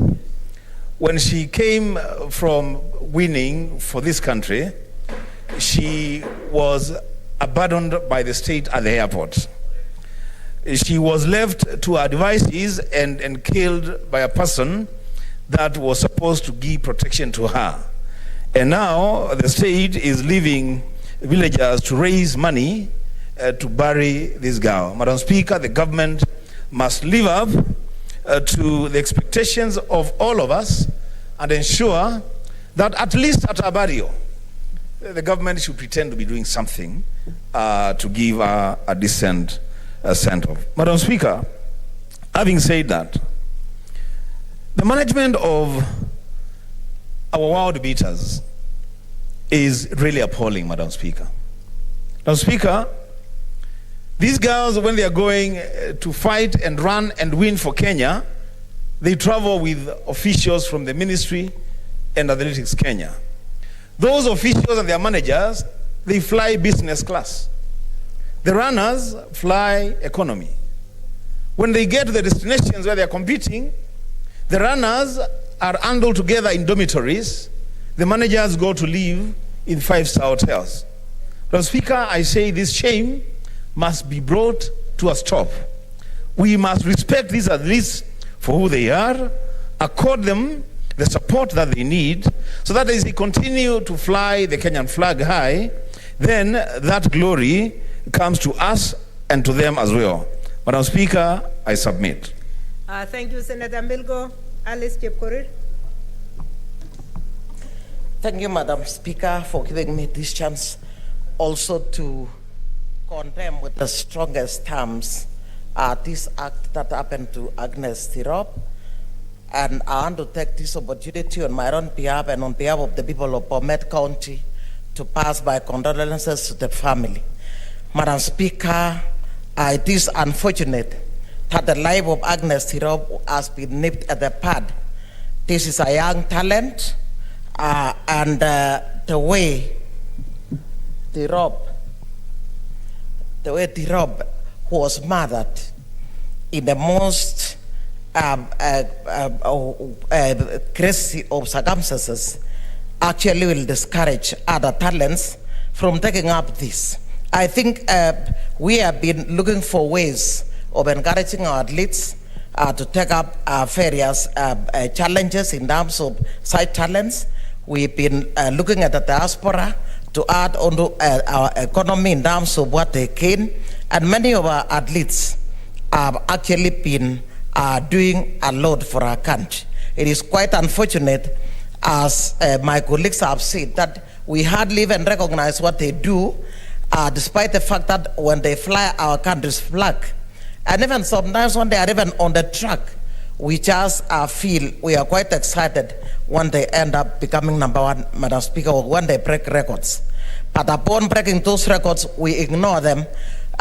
We do not know where they are going to stay. Sometimes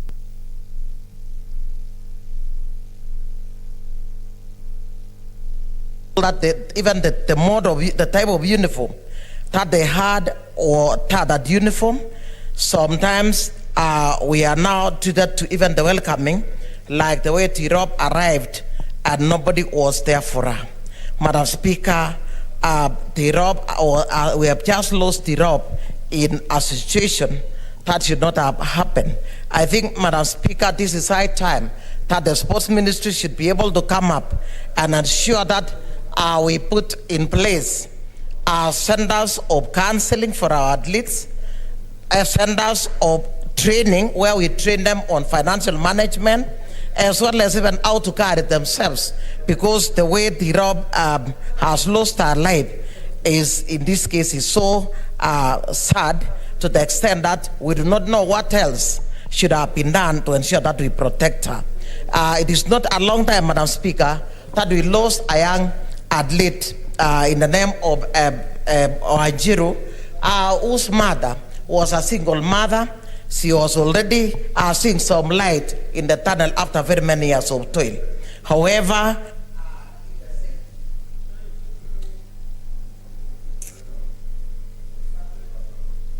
sorry, Senator is done. Senator Nyamunga Rose Ogendo.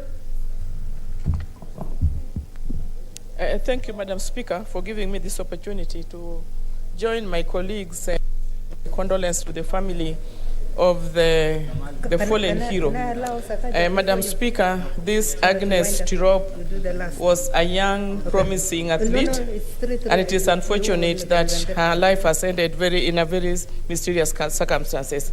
This explains the type of families that we have and the integration that we have in our families, Madam Speaker.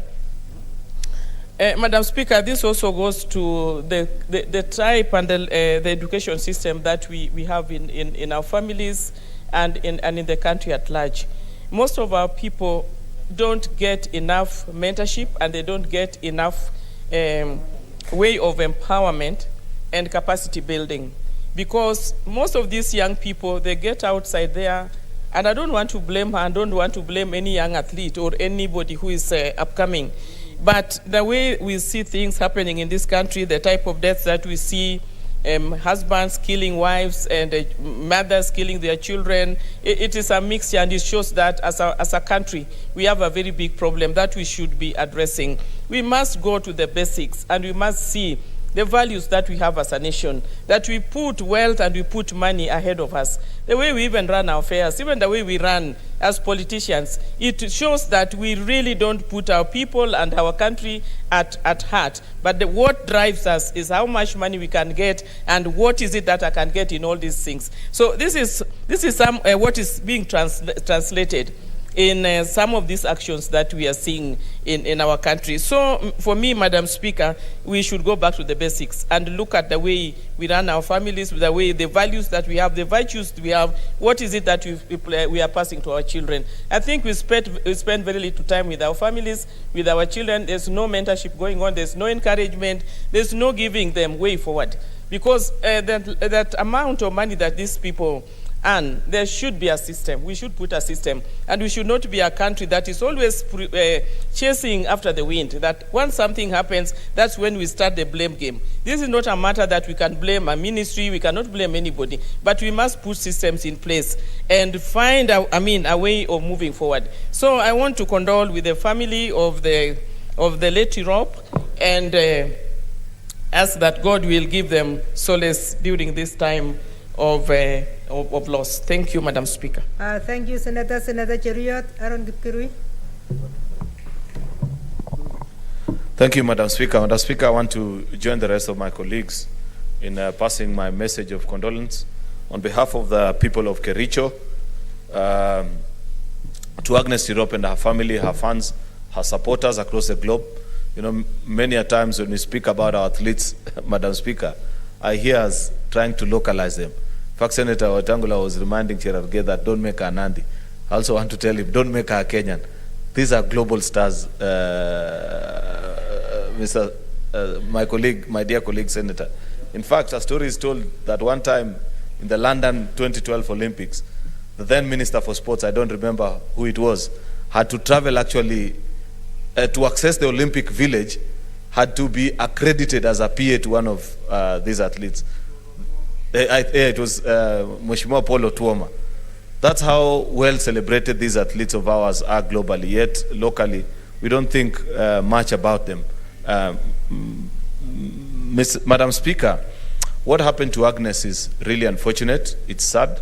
It's tragic. Such a young life cut short in a manner that is so brutal and leaves one with so many questions, wondering what really goes into the mind of many of these people who commit these atrocious acts on fellow human beings, be it out of maybe jealousy or greed, whatever reason that drives such people, Madam Speaker. And it's terribly unfortunate. And I hope, Madam Speaker, as a House, we can think properly about what is it that we can do. I have a bill that is before this House, Madam Speaker, and I want to appreciate Senator Sakaja, Chair of Labour, and I think Senator Milgo, who last week listened to presentation from Ministry of Sports, who actually tried to stop Parliament from legislating and saying, oh, we have a bill of our own that we want to send to the House. And Senator Milgo, who was in the chair, reminded them that, but we are the legislature. Bring whatever you want to legislate. We must, until we find a way of turning sports into a business and looking at these athletes as a natural resource, the same way South Africa values its mines, you know, the same way Saudi Arabia values their oil, is the same way we should be valuing these athletes of ours, Madam Speaker, because of the huge amount of resources in terms of many things that they do for us as a country. Therefore, I hope we shall be able to conclude on that process so that we resolve many of these issues, many of which you yourself have actually spoken to it, their living conditions, how we receive them when they arrive, just celebrating them and ensuring that as an institution, they are well respected, Madam Speaker. I hope we can do that before the lapse of the time of this Parliament, and we'll have. Thank you, Senator Sakaja. Johnson, other? My deep condolences to the family of Agnes Tirop. As you've described very well, Madam Speaker, this young lady had already changed the lives of her family members. You can imagine the level of hope that people within that community, within that family had in her, the expectation of years to come. And it's really sad that, you know, there's a Harambee tomorrow for, as Senator Cheriot is saying, a global star, and she's being buried on Saturday on her 26th birthday. Madam Speaker, it is poetic injustice for us to bury Tirop on her birthday as she turns 26. She'd have gone on for many more years. And even to do the Harambee. In fact, as chair of the committee, immediately after this, Madam Speaker, I want to commit to Senator Cherargei and to the House that I will immediately call the CS of Sports and make a not an appeal. I want to know what exactly they're doing to cover all the costs that come, you know, with respect to this funeral. Madam Speaker, we have a sports fund where 90% is being used for UHC. Yet we cannot take care, yes, UHC. Yet we cannot take care of these sports people. I really love what Senator Cheriot has said. This country does not have oil. What they found in Turkana is, I don't know what's happening there. We don't have gold. We don't have a lot of mineral resources. Our greatest resource is above the ground. It's our people. This is one country where our people excel in all fields, whether it is human resource going to the Middle East or wherever it is they're going to. Kenyans, wherever they are, make our country proud. These are our biggest ambassadors. There are people out there who've never heard of President Kenyatta, but they know Tirop. When I went to Boston, they asked me, when are you coming for the Boston Marathon? I said, Boston Marathon. They said, we don't call it that anymore. We call it Chase the Kenyans. Because that's what the world knows it's about, chasing, trying to be number 2. Let us do more, and as chair of labor and sports, social welfare, I'll bring just certain things that we're doing to look at the welfare. On the investigation, I can't comment because it's a murder. It must be looked at as a murder, and we expect the DCI not to be appealed to by the Senate to do his work. Let them do their work. But let us see how we take care of this great resource that we have, which is our people. Thank you, Madam Speaker. Thank you. Senator Wambua, you have a... I just wanted to inform her, but I can still inform him, that, Madam Speaker, in fact, these are the leads. Kenya out there is known a lot more for its athletic prowess than anything else. The other day, Madam Speaker, I was in Turkey on the streets, just a random person from the streets, and we're not even communicating properly, and I say, I'm Kenyan. And the first question they ask me, do you run? That's what it is, Madam Speaker. Thank you. I hope you told them you can run, Senator. Okay. Before I give Senator Murkomen from the county where this lady was murdered, there is Senator Musuruve, 3 minutes online. 3 minutes.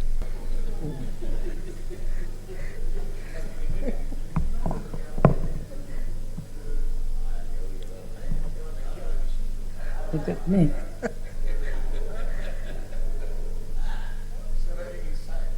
Senator Musuruve, where are you?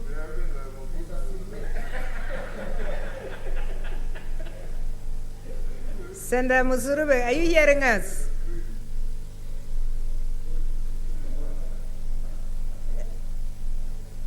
Senator Musuruve, I think she has challenges, so let's ask Senator Murkomen, and I will give him 2 more minutes because he's the host of all these youths that are having problems.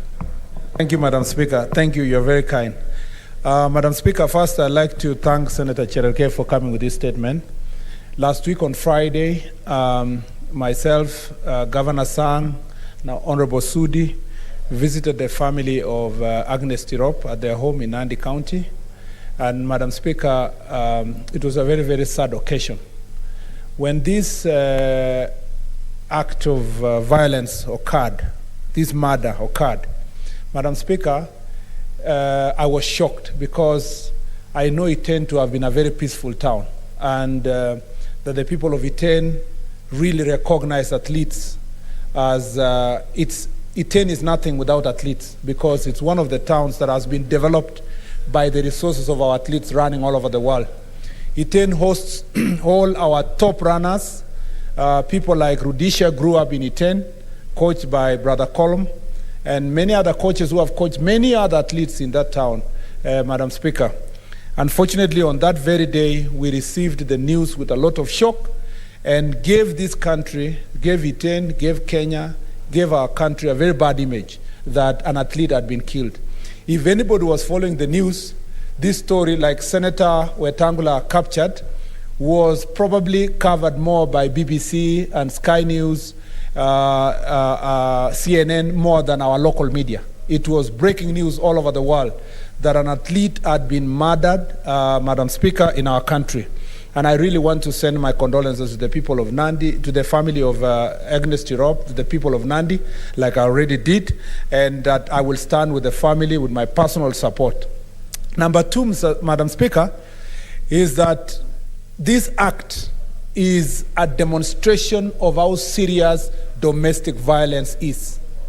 Already the evidence that is in place points to one individual, the husband, or the purported husband, who, Madam Speaker, has been having an abusive relationship with this lady. And Madam Speaker, I hear, and the evidence will come out in good time, that this lady was hoodwinked in the name of reconciliation to meet her killer, Madam Speaker. And unfortunately, that very fateful night, she was in a training camp. Somebody hoodwinked her in the name of we meet, we reconcile, and then she was murdered. It is a crisis. Domestic violence is a national crisis. You've seen some other characters also who are being investigated online called the issues, Madam Speaker. It's a national conversation now. It's even a global conversation as well. domestic violence is even worse, Madam Speaker, when it comes to women. Women are the worst victims. And there is a silent killer that we must say, Madam Speaker. There are a lot of people who are preying on our athletes. They know they have won gold medals in the world. They know they have gone to New York Marathon, they have won. They come and pretend to be extending help to them.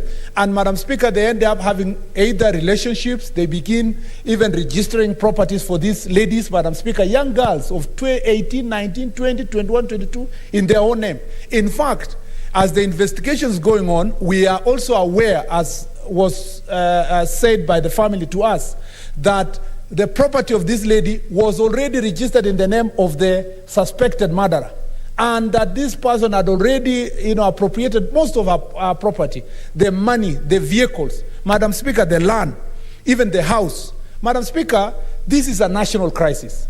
And when I spoke to the president of AK,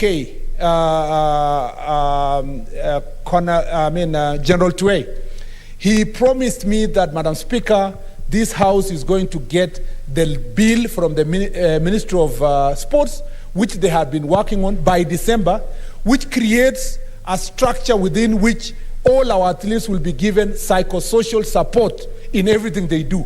Because these are very young people. They are handling money for the first time. They have worked so hard, but these resources they have, they may not have the capacity to be able to manage.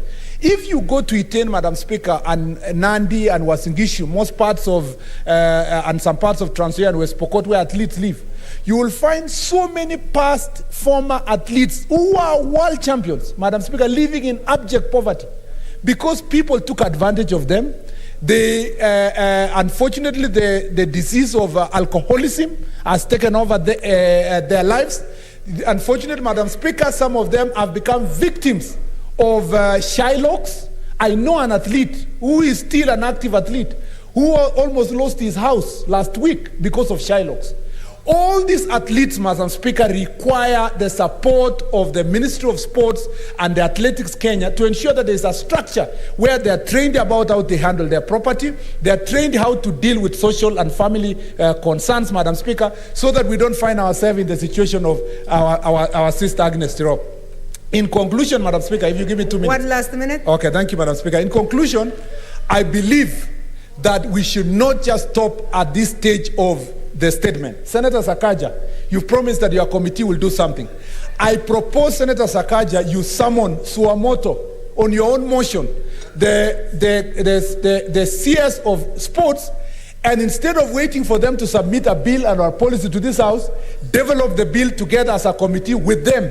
And let this bill be tabled in this House before the end of the 12th Parliament, so that we can provide that structure of protection of our athletes in 2 ways. 1, social support. Number 2, Madam Speaker, how we can train and help them to invest so that they can protect their property. Number 3, we ensure that they have a social security in the sense that we find a way of how their investments will protect them even when they are no longer running. Thank you, Madam Speaker. I'm willing to be informed, Madam Speaker. You would like to be informed? Senator Sakaja? Yeah. Madam Speaker, I wish to inform Senator Murkomen, and I fully agree with the sentiments that he has raised, that our committee, as we speak, and Senator Cheriot has mentioned, is looking at a raft of amendments to the Sports Act. And part of these amendments really are to give effect to what we're talking about in terms of support from the county level, not just at the national level. So we're doing that, we're in the process, and we'll invite, in fact, we just discussed with Senator Cheriot, part of the plans we have as a committee is to do a 3-4 day retreat with the federations, not just the ministry. We start with the federations. We want the players' representatives of our key sports, our key, our athletes, football, rugby, a few of them, just to also get their side of what is happening. And finally, that I'm extremely passionate about this because I'm the son of an athlete, son of a champion. My mother was in 1971 East Africa 200 meters champion. So I know what it means. Yes, in 1970, Commonwealth for this country. So when you see me running, I don't run now in the field, I run for office, but it is still running. And I'm proud that when I grew up, Madam Speaker, when people had decorations in their houses of flowers, ours were medals, and those medals I still have to date, from the late Emily Ayoti Kubasu Sakaja. Thank you, Madam Speaker. Thank you, Senator. That is very useful information, Madam Speaker. Yes. I just want to add to Senator Sakaja. Senator Sakaja, please listen to me. Either yourself or the Roads Committee, you also need to work on the infrastructure for sports. And I'm not talking about stadia.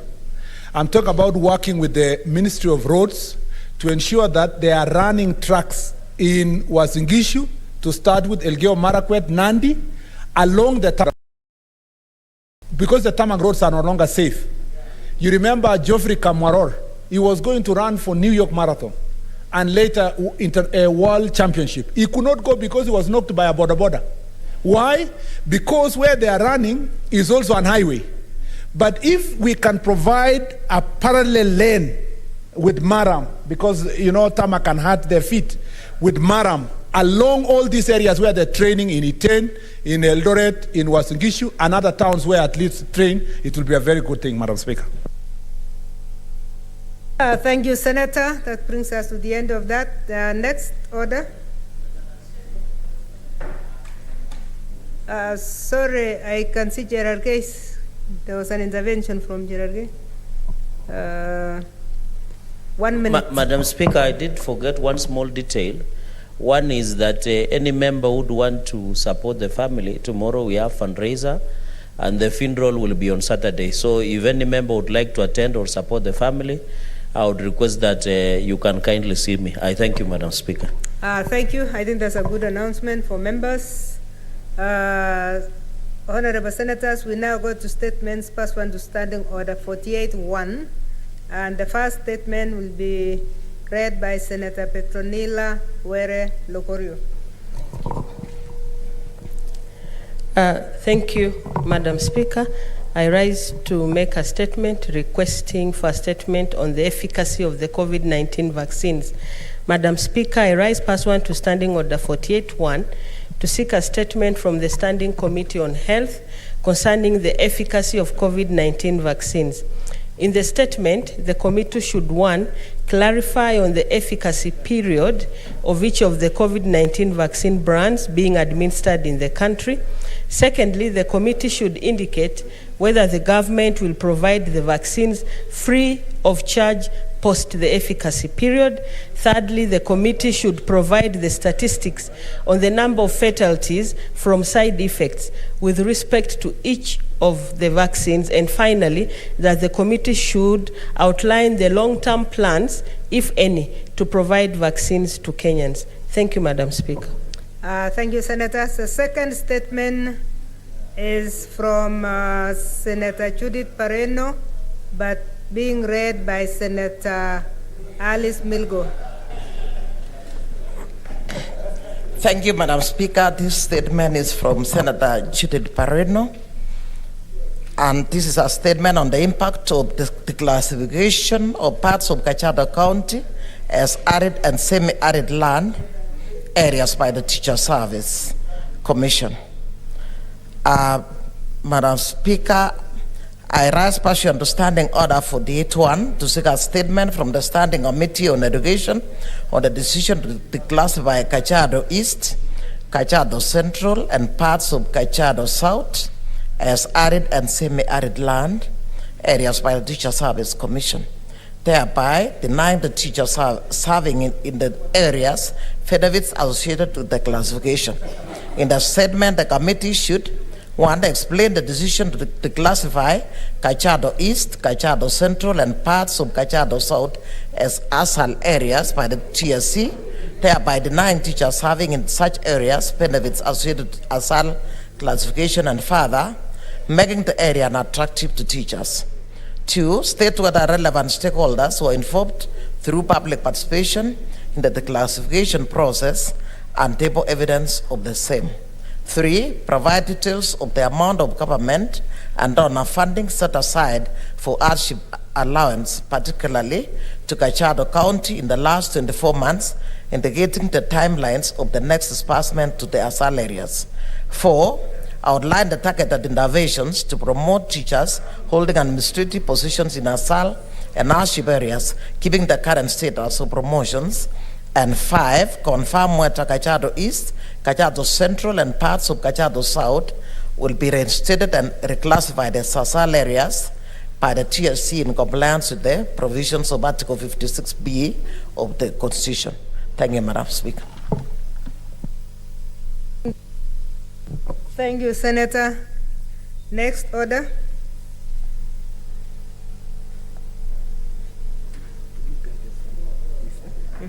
Just mention the first.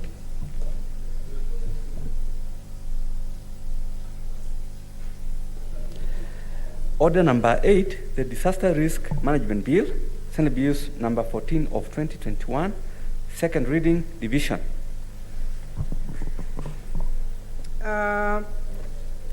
Honorable Senators, following consultations with the whips, I defer the following orders, the orders on division: order number 8, order number 9, order number 10, order number 11, order number 12, order number 13, and order number 14.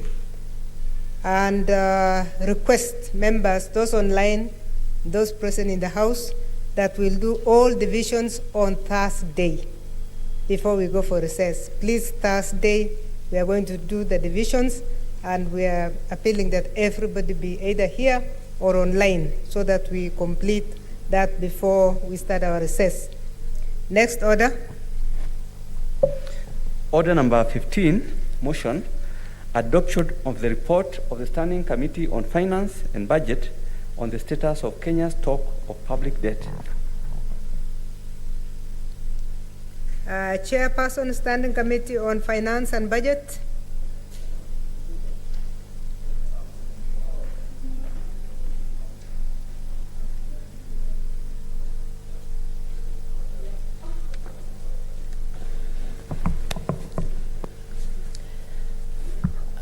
Thank you, Madam Speaker. And now that I have the mic, I would also wish to pass my condolences to the young athletee, Agnes Trop, and request that as Sakanja looks into the issues of sports, Sakanja don't forget golf. Golf is also a serious sport, and the youngsters are also joining and they need support. Having said that, Madam Speaker, I now beg to move the following motion: that the Senate adopts the report of the Standing Committee on Finance and Budget on the status of Kenya's stock of public debt laid on the table of the Senate, Senate on Thursday, 14th October 2021. Not 22. Madam Speaker, now that Mulkomen is with us here, during the financial year 2020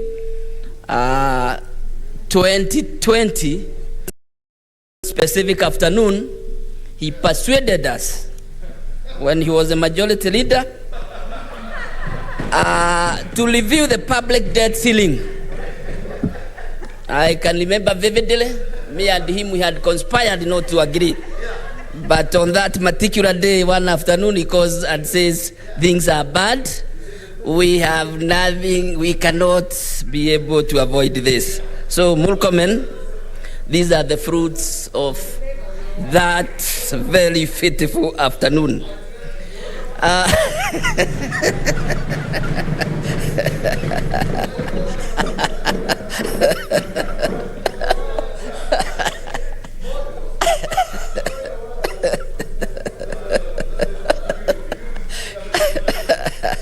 Thank you, Madam Speaker.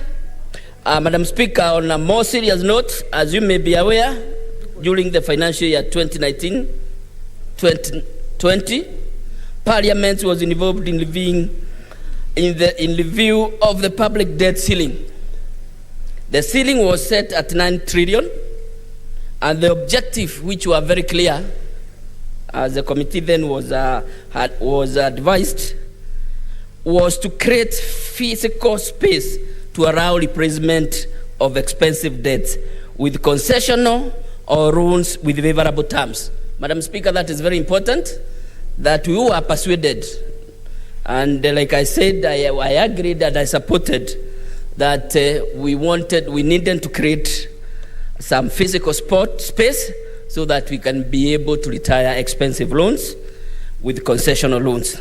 Since then, approximately 2 financial years have elapsed.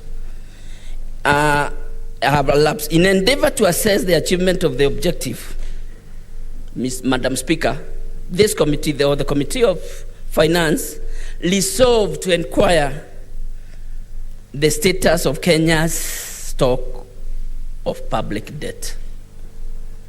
Madam Speaker, Article 201C of the Constitution stipulates that the burdens and benefits of uses of resources and public borrowing shall be shared equitably between present and the future generations. Madam Speaker, this constitutional need is to safeguard the future generations as it creates basis for use of resources for today.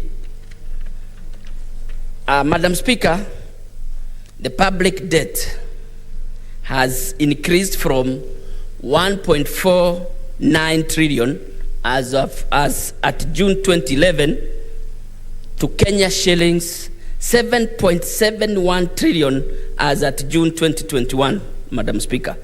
This represents about 400% increase in debt in the last 10 years.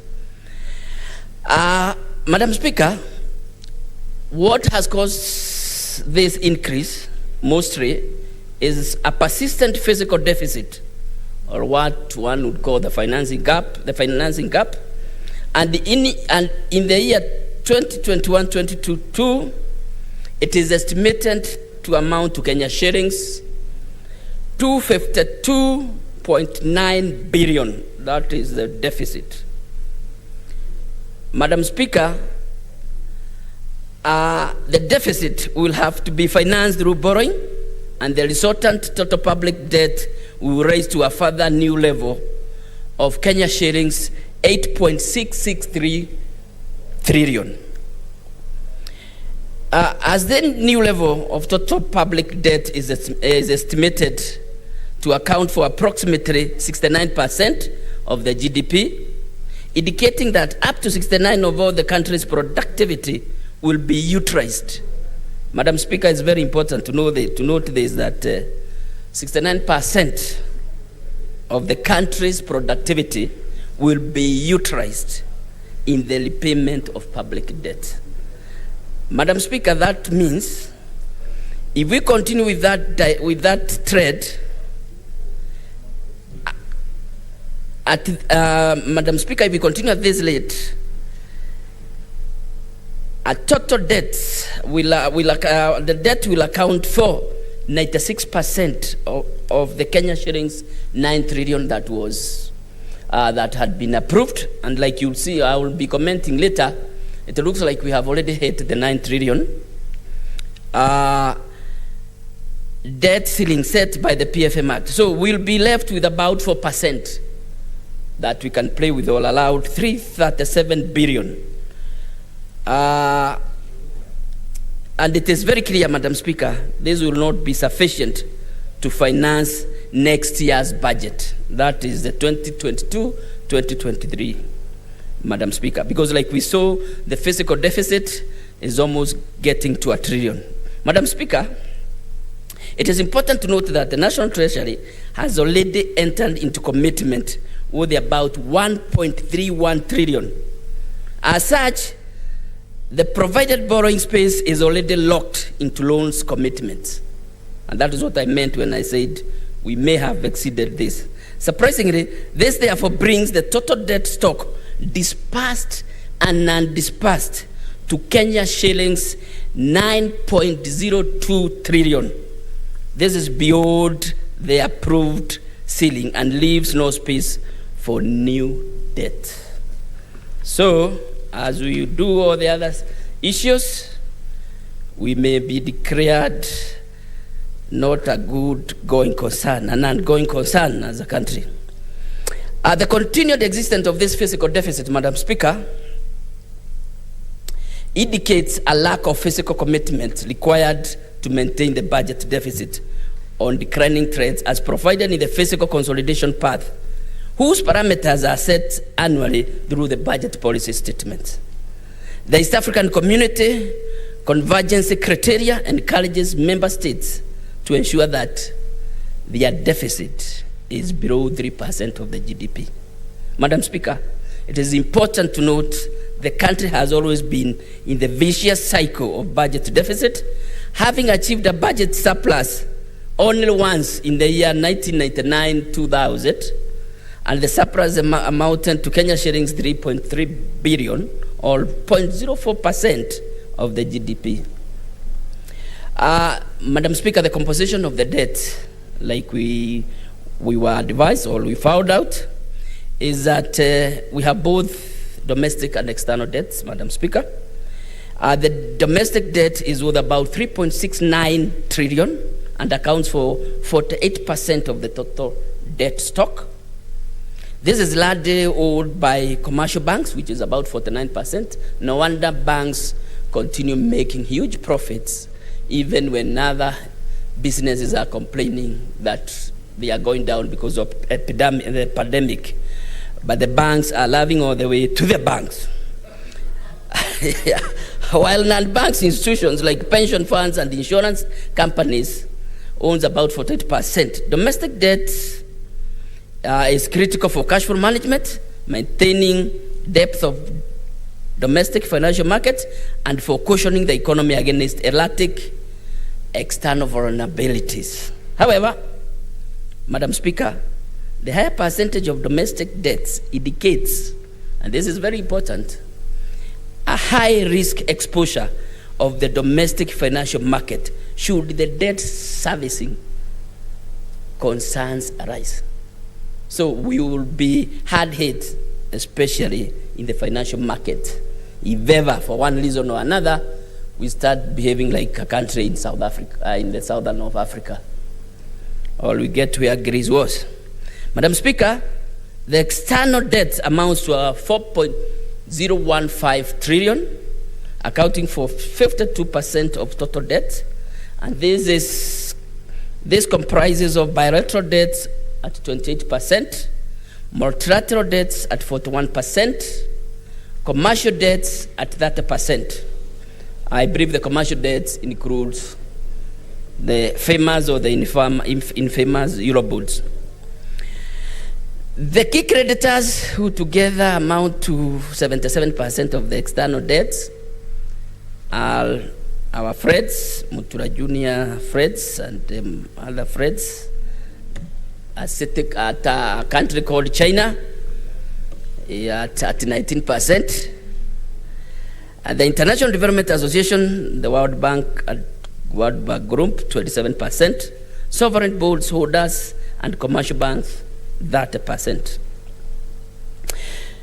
Madam Speaker, the accumulation of public debt has resulted in the increase in debt servicing expenditure. Given that they are the mandatory expenditures, or what one would call first charge to the consolidated fund. The implication of this, Madam Speaker, is that debt servicing expenditures negatively impact the fiscal space by, one, decreasing the resources available for other budgetary expenditures, and two, create general budgetary inflexibility that is capable of fiscal policy to respond. That inflexibility that is capacity of fiscal policy to respond to economic shocks. Madam Speaker, like the economic shocks we got when COVID came about. Madam Speaker, in the financial year 2021, or what is the current year, debt servicing expenditure will amount to Kenya shillings 1.17 trillion and will account for 66% of ordinary revenues, with about Kenya shillings 1.77 trillion. As such, Madam Speaker,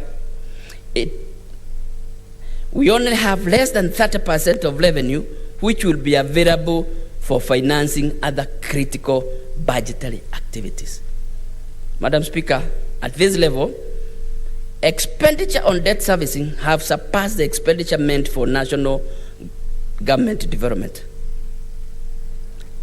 This is for debts is meant to is about 180%. Secondly, Madam Speaker, it has surpassed the transfers to county governments by 285%.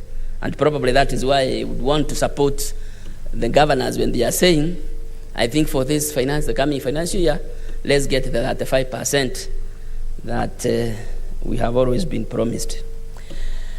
Madam Speaker, during the engagement, the committee noted that there was a reverse adherence to the constitutional requirements of openness and accountability when it came to debt management. This relates to the use of borrowed resources, surrounding project information, and Madam Speaker, this includes feasibility study, evaluation, status of implementation. Madam Speaker, when we met the National Treasury, we were pained to ask them how on earth would they approve an 86 million per kilometer of gravel road, and it is borrowed money. And this is a road that was mentioned the other day. It was in the papers. I think it is from Lamu moving all the way Garrison. It's a gravel road that will cost this country borrowed money about 17 billion, which translates, if you calculate by kilometer, to close to almost 86 million per kilometer of gravel road. Yes, not a tarmac load or asphalt load. So, Madam Speaker, we were asking, departments come up with wish list. Can't you become responsible and tell them a load to cost 1 billion Kenya shillings per kilometer is not an asset. It's not adding value currently based on our economic situation. So those are some of the issues that we are saying, Madam Speaker. That openness, that accountability, I think the ministries need to be held responsible whenever, and more so the National Treasury, that you don't just get a wish list and dish out money, Madam Speaker.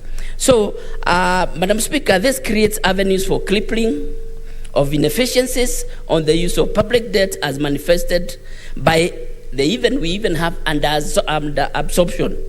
We budget, we borrow, and like in the financial year 2019-2020, as reported by the Auditor General, we could not absorb 74 billion. Remember, this money we have borrowed, we are paying interest, we have committed, but we can't absorb because probably somebody somewhere has not gotten the right contractor to carry out the infrastructure where they can be able to benefit. So, Madam Speaker, that also is very worrying.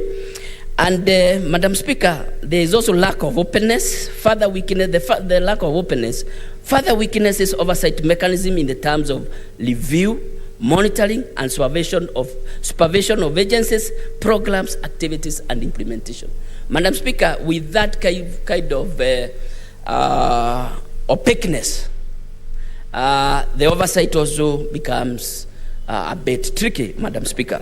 And so we'll be making some recommendation on what we think as a committee, and we request the Senate to adopt that the ministries and the concerned entities need to be carrying out. Madam Speaker, inefficiencies, as mentioned, are also indicated through the continued increase of commitment fees, as noted during the engagement. Madam Speaker, this is even more worrying. We have funds that we have committed, and we continue to pay commitment fees. And from 2016 June to 2021 June, this country that is struggling have paid 14.3 billion Kenya shillings. Commitment fees of monies that we are not utilizing. A real shame. And we say there is much to the people who were in front of us, that they should be held accountable for this kind of fraudulence, inefficiencies. This indicates a general wastage of public resources for meeting expenditures that are unavoidable. Madam Speaker, the committee noted there were no indications that there were measures being put in place to control these avoidable expenditures. We tried, we asked the stakeholders that we met, and also the National Treasury, but they could not convince us. They had nothing to table to prove that somebody is feeling the pain of paying 1.6 billion every other year on monies that we are not utilizing. And we have made some recommendations, Madam Speaker.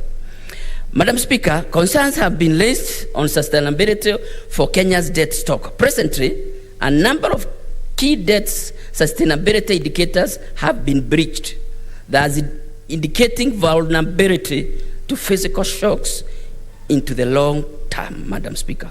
Coupled with low economic growth rate, like we all know, it is because of other factors, Kenya's debt stock is currently classified by the International Monetary Fund, the IMF, as being at high risk of debt stress.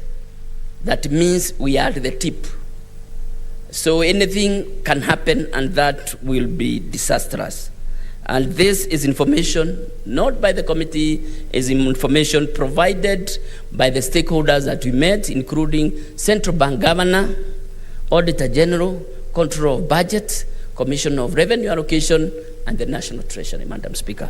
So it is not information that the committee is creating.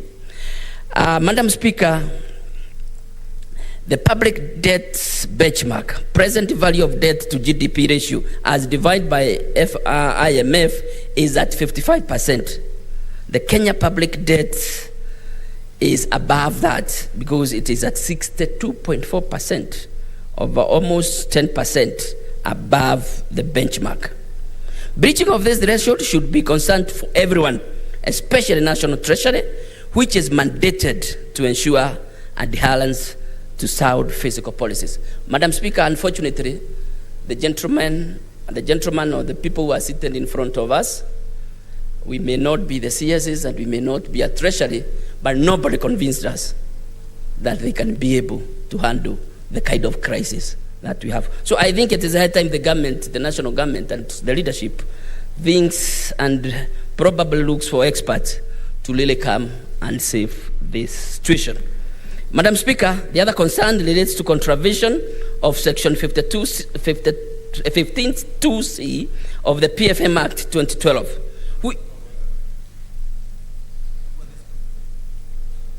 Thank you. Madam Speaker, I'm talking about the National Treasury. What is your point of order?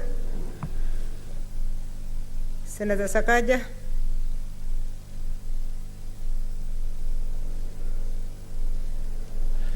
Madam Speaker, I was waiting for the chair to take his seat. Madam Speaker, I just wanted that clarification, whether the chair was in order to say these people in front of us, the people in front of him are Mutula, Senator Mutula and Senator Nyamunga. Who is he referring to when he makes that reference? The people who are in front of us. We want to understand who we need to really put to task over this report that we discuss. Thank you, Senator. Chair. Thank you, Senator Sakaja. I meant the people who sat in front of us, and I inferred to the CS National Treasury. The bag stops at the National Treasury, and the person who heads the National Treasury is the CS National Treasury. So the bag stops with him. So, Madam Speaker, the other concern, as I mentioned, relates to the contravention of the Section 15.2c of the PFM Act 2012, which stipulates that borrowed funds shall only be used to finance development expenditure. In the financial year 2020-2021, the National Treasury, the Treasury I'm mentioning, the people I have mentioned here, utilized 61.5 billion of Kenya sharing 70.1 billion from sovereign board proceeds for payment of recurrent expenditure. Madam Speaker, that is contravention of the law. Somebody is culpable, and our recommendation is somebody must be held responsible. In fact, we were asking the Auditor General, who gave us that information, what is it that you want us to, as legislators, to recommend? And we are saying probably we may want to recommend that people who contravene such laws should be held responsible and accountable, Madam Speaker. And we ask ourselves whether they are capable of handling the offices that they are handling. Because, as you realize, we are in a very serious crisis. Madam Speaker, what are the recommendations? The committee, in order to control the increase of debt burden, the National Treasury, and we beseech the contributors, as you debate, you can improve on our recommendations. We are amenable, because we said within 6 months of the adoption of this report, the National Treasury shall submit to Parliament a legislative proposal setting out the appropriate fiscal consolidation measures required to reduce the public debt stock to sustainable level over the medium term. If they don't, of course, we will come up with methods of trying to enforcing it. Second, Madam Speaker, we recommended that the National Treasury should utilize non-debt financing options for public investment and submit a report to Parliament on a quarterly basis. Madam Speaker, that is why, because we also dealt with the public-private partnership bill, that is why one feels a bit constrained when we are not passing that public-private partnership bill, because it will alleviate some of these challenges that we are facing in borrowing. Because as much as we hate, we also must also be able to provide solution, because this is our country, and we must also be seen to be responsible. The other recommendation, Madam Speaker, we are saying the National Treasury should restructure the public debt stock by undertaking refinancing options by either retiring or replacing expensive debt with debt that have more favorable borrowing terms, such as concessional loans. Madam Speaker, this is what we had been promised, and we need to hold those who promised us into account, because we did it in good faith.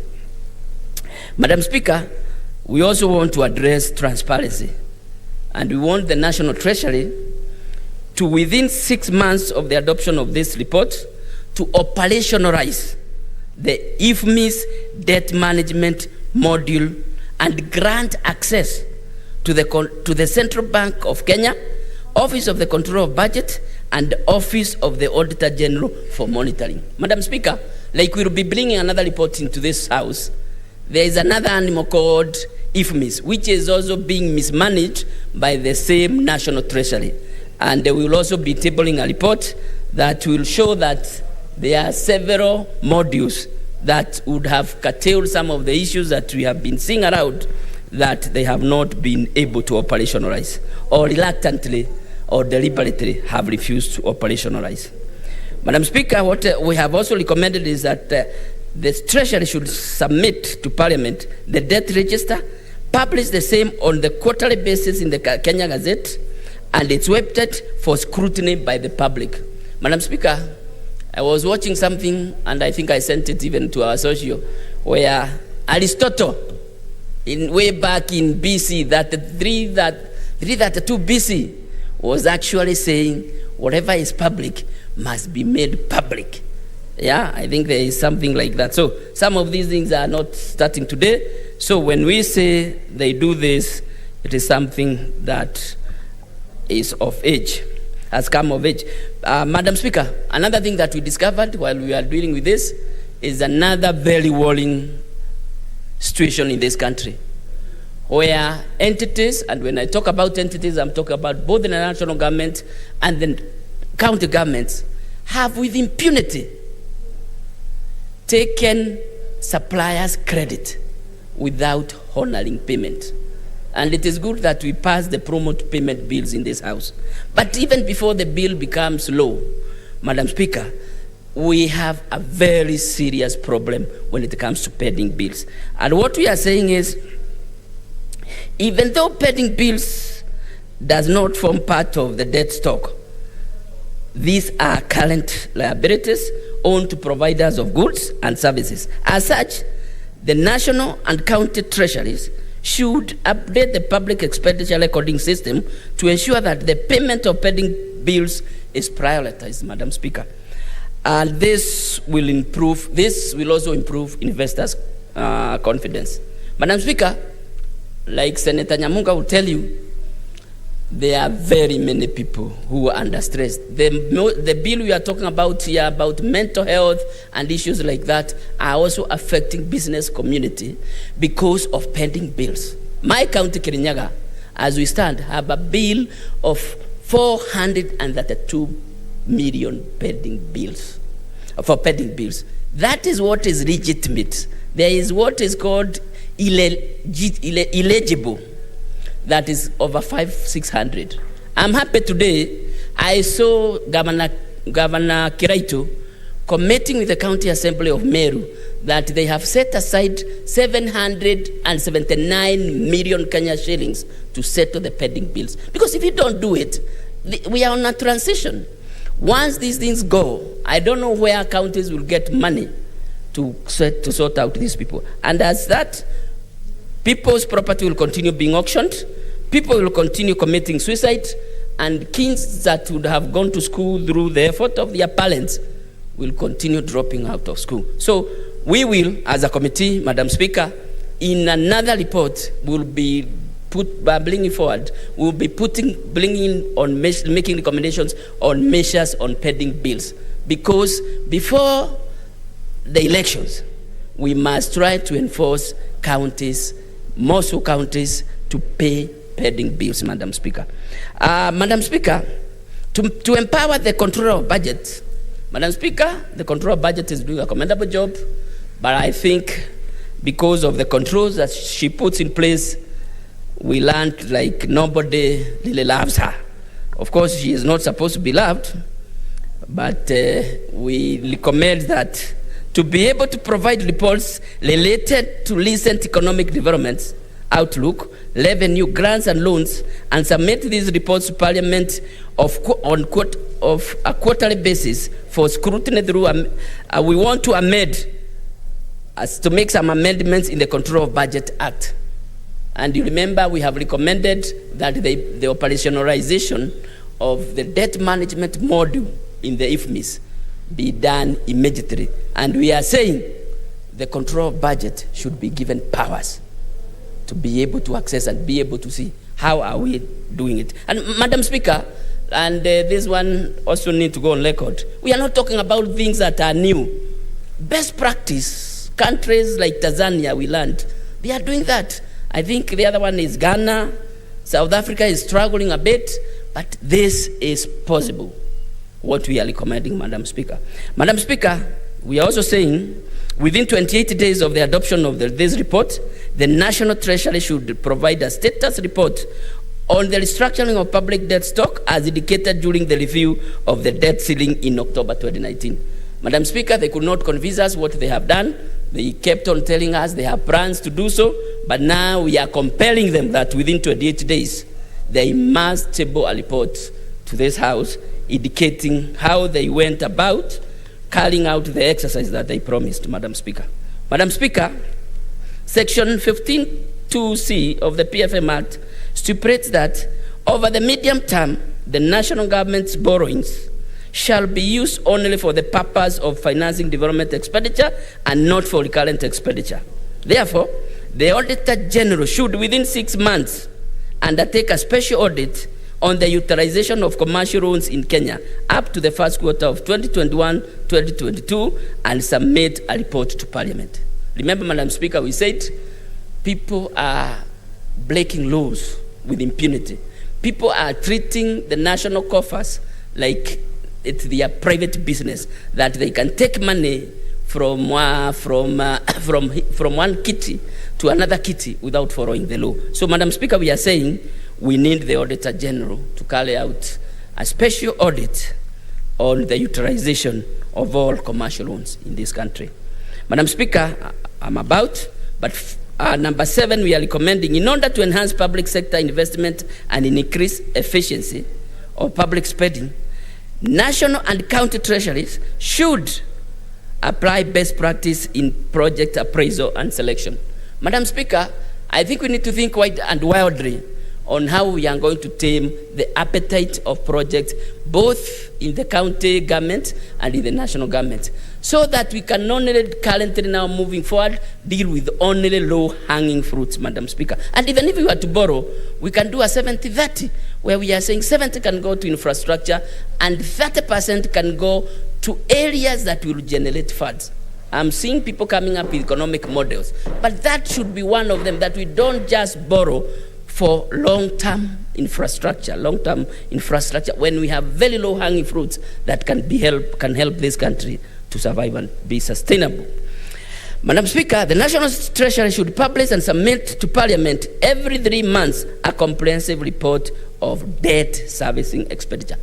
We must hold them into account. The more they publish, the more we ask, the more they are going to become accountable. So we are saying we are recommending that they do that with immediate effect. Madam Speaker, last but not least, in addressing the recurrency of commitment fee, the National Treasury should renegotiate and disperse loans with the aim of either one, cancelling and disperse loans. Madam Speaker, we can comfortably be able to ask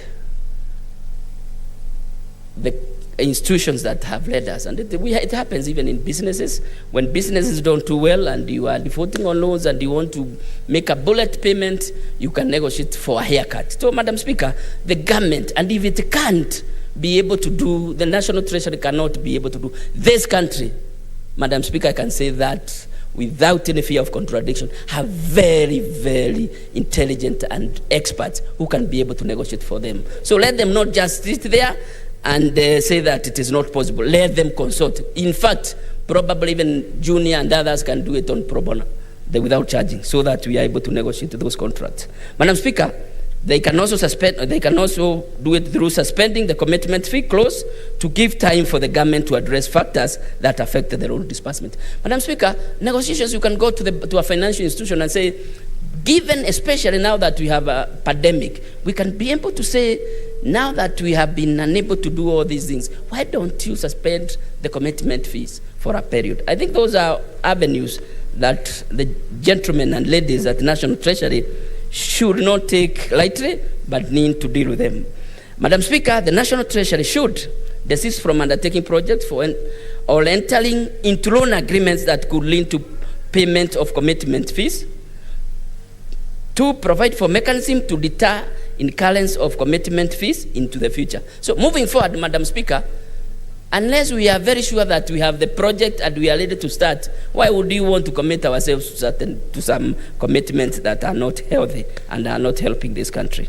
Madam Speaker, we are recommending, of course, this was a bit controversial, and Junior doesn't agree with it, but we said, yes, let's debate about it, but a recommendation was made here that the National Assembly and the Senate should constitute a joint committee to review and improve the legal framework underpinning use of public finance in the finances in Kenya. The committee should undertake wide sectoral engagement in order to strengthen and revitalize the fiscal management framework against rising and evolving public finance management malpractice.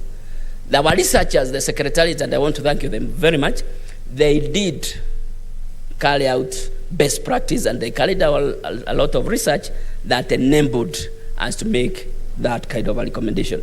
The only problem is whether the lower house will be willing to sit with us and we guide them on how to go about these issues. Our noisy neighbors, as Junior would say. Finally, Madam Speaker, given the constrained physical space, all accounting officers should, we are recommending, and this is a recommendation we are making passionately, that all accounting officers should prioritize the consolidation and protection of available financial resources from misappropriation in order to enhance efficacy and effectiveness of the budget implementation. Madam Speaker, these are some of the recommendations that we have made, and like we have said here before, and we have been asking, is that we have also made a number of recommendations in the amendment of the PFM Act. And I don't know where the bill is, because as a committee, when we could not proceed with the National Assembly PFM Act amendment, we decided to come up with our amendment bill. And Madam Speaker, it has also touched some of the areas that we are recommending here so that we can put them in the principal law. Madam Speaker, with those very few words, I beg I beg to move and request my good friend Mutura Jr., Senator of the great people of Makueni, to second the motion. Thank you, Madam Speaker. Thank you, Senator. Senator Mutula. Kilonzo Jr. Thank you. Thank you, Madam Speaker. I rise to second this motion on the report on the status of Kenya debt stocks currently. Unfortunately for my dear colleagues and senators and the country, we have no good news to report. We are in debt. In other parlance, we would say we are broke. And in some case, you would say Kenya is really nearly under receivership. There's also a famous saying that says, when you're in a hole, you stop digging. Madam Speaker, when I stood here to oppose the increase in debt ceiling, in fact, most people just heard the word I oppose. They didn't quite listen to what I was opposing. I was opposing the system where we have granted Treasury what appears to be a blank check to borrow indiscriminately. The motion moved by Senator Kipchumba Murkomen, he has left Senate after he was mentioned here, was that part of borrowing would retire debt. From the report we have here, and members are at liberty to look at the annexures to the report, Treasury has not actually begun discussing, Madam Speaker, the retirement of any expensive debt. None whatsoever has been discussed. It's a very serious issue, Madam Speaker. It's even more serious, Madam Speaker, when 64% of our collections are going to external lenders. I've said this before, and I must say it now that I'm on the floor, that our sovereignty as a country is at risk.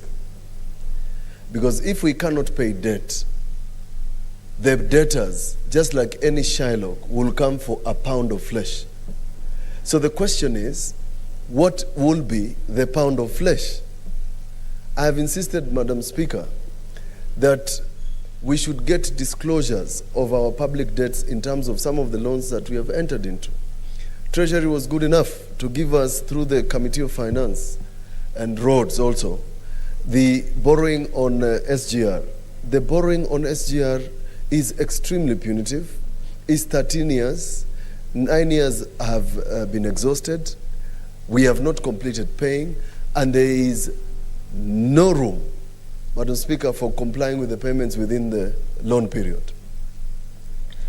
Even when government has issued a directive that cargo should come on the train, all of it, and if you put all Kenyans on that train, they will still not be able to pay. The loan for Standard Gauge Railway 1, the Phase 2, and the ICD in Embakasi, I have said, and I can repeat it here, we will pay that debt through a national asset. We will not be able to pay that debt. And that debt, Madam Speaker, is now at 440 billion Kenya shillings. If anything is more serious, if there's anything more serious than that debt alone, I want to be told what it is. Because that debt will not even be paid by my great-grandchildren. That debt can only be paid if we surrender a piece of land. And I'm sure from my own research, there's somebody who is looking at our port in Mombasa, our airport or something. It bothers us, Madam Speaker, that the increase in domestic borrowing has moved from 22% to easily 36%. And therefore, the ordinary person like you, Madam Speaker, and the rest of the senators here, are the ones who are affected by the domestic borrowing. Because just like Senator Kibiru has said, the banks are making money out of public money. Government banks are declaring profits out of public funds. Sometimes I tend to think, in my little conspiracy theories, that is, this is also an avenue for pilferage.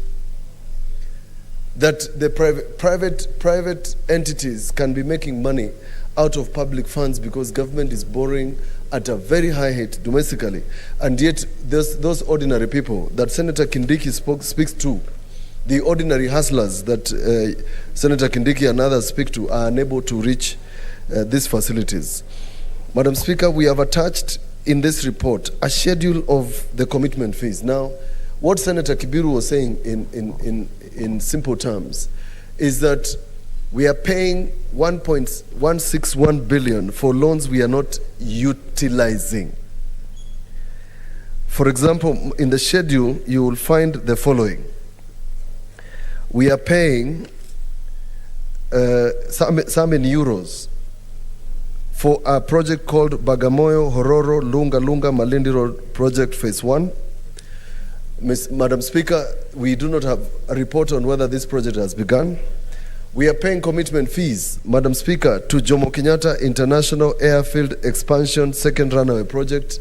Nobody knows whether this project is going on, and the list goes on and on and on.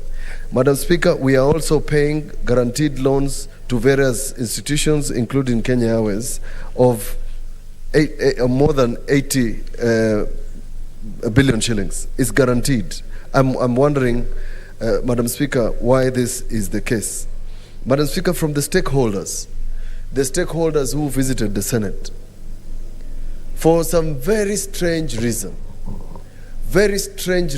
only known at Treasury, there is no way of tracking our debt through IFMIS. The Auditor General cannot track, the Controller of Budget cannot track, and in fact, there is a clause, a section under COB which limits the Controller of Budget from checking how we are utilizing or we are borrowing our debts. Madam Speaker, we have proposed to amend those sections. I will only highlight a few more. On page 30 of this report, Madam Speaker, page 30, yes. Overleaf.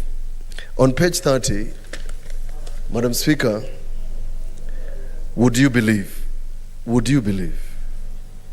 that there is an explained variance of 2 billion shillings between internal loans and short-term borrowing balance of 887.1 billion reflected in the summary statement of the public debt and recomputed closing balance of 885.14 trillion. The over-redemption of 2 billion was not acknowledged by Central Bank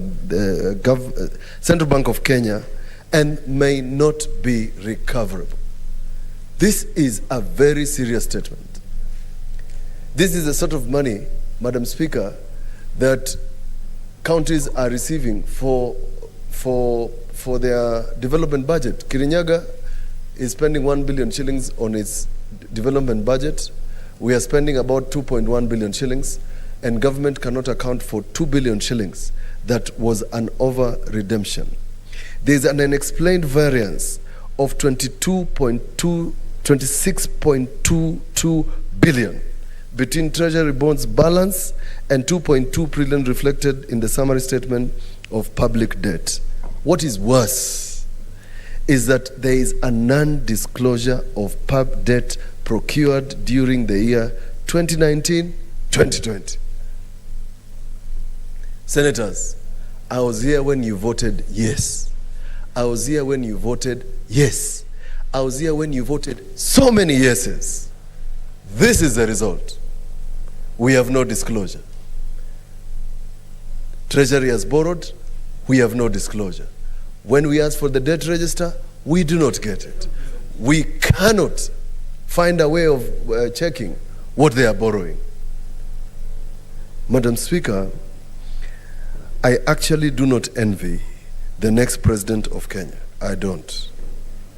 The gentleman or lady is going to be in a lot of trouble when they assume office in 2022, September or thereabouts, Madam Speaker, with the current statements. So, Madam Speaker, the solutions that we have proposed here, if are not put in place, Madam Speaker, I am reliably informed that government is going to seek this House again to increase the debt ceiling from 9 trillion to 12 trillion. So what are we going to be saying yes or no to?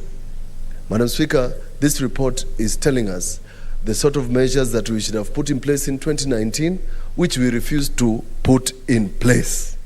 How are we going to say no to this government when it comes to us to borrow? Kenyans have said that Parliament has been responsible for the problems that they are facing. Whether it's fuel, it is our problem. We have increased taxes to Kenyans.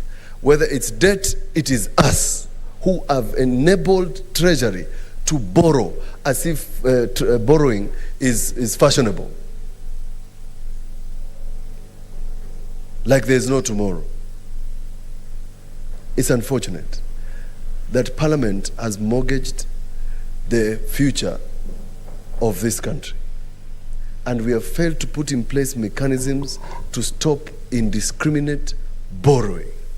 They have said that the reason we are borrowing is because of infrastructure. The Senator of Kirinyaga and the Lord of Exchequer has said that we should have balanced between the borrowings we are doing for things that can have high returns. We have borrowed to do the expressway. We have borrowed to do the standard gauge railway. By the time people are told to pay for that road that is on Mombasa Road, chances are that people are going to be bargaining between buying unga and being on a fast road. It is calculated that we will repay the debt in 70 years for this nice, beautiful road that is only 23 kilometers. Who will stop Treasury from mortgaging this country if they haven't? Madam Speaker, it is a sad story. So, since this is not a lullaby where I'm supposed to lull all of you to sleep, this was a report of the Finance Committee on the status of your country. This is a sort of report that you expect the Finance Cabinet Secretary to lay before Parliament and tell us the solutions he has or she has to solve this debt. But this CS of Treasury is not going to do so, because in a few months he's going to be vying to become a governor. He's not going to help us. So unless we put our foot down, Madam Speaker, and put a lid on borrowing, I'm afraid we are in a very deep hole. May God help this country. May God continue leading this country, because the people who are leading this country have failed to lead this country. I support. I second. Na changamoto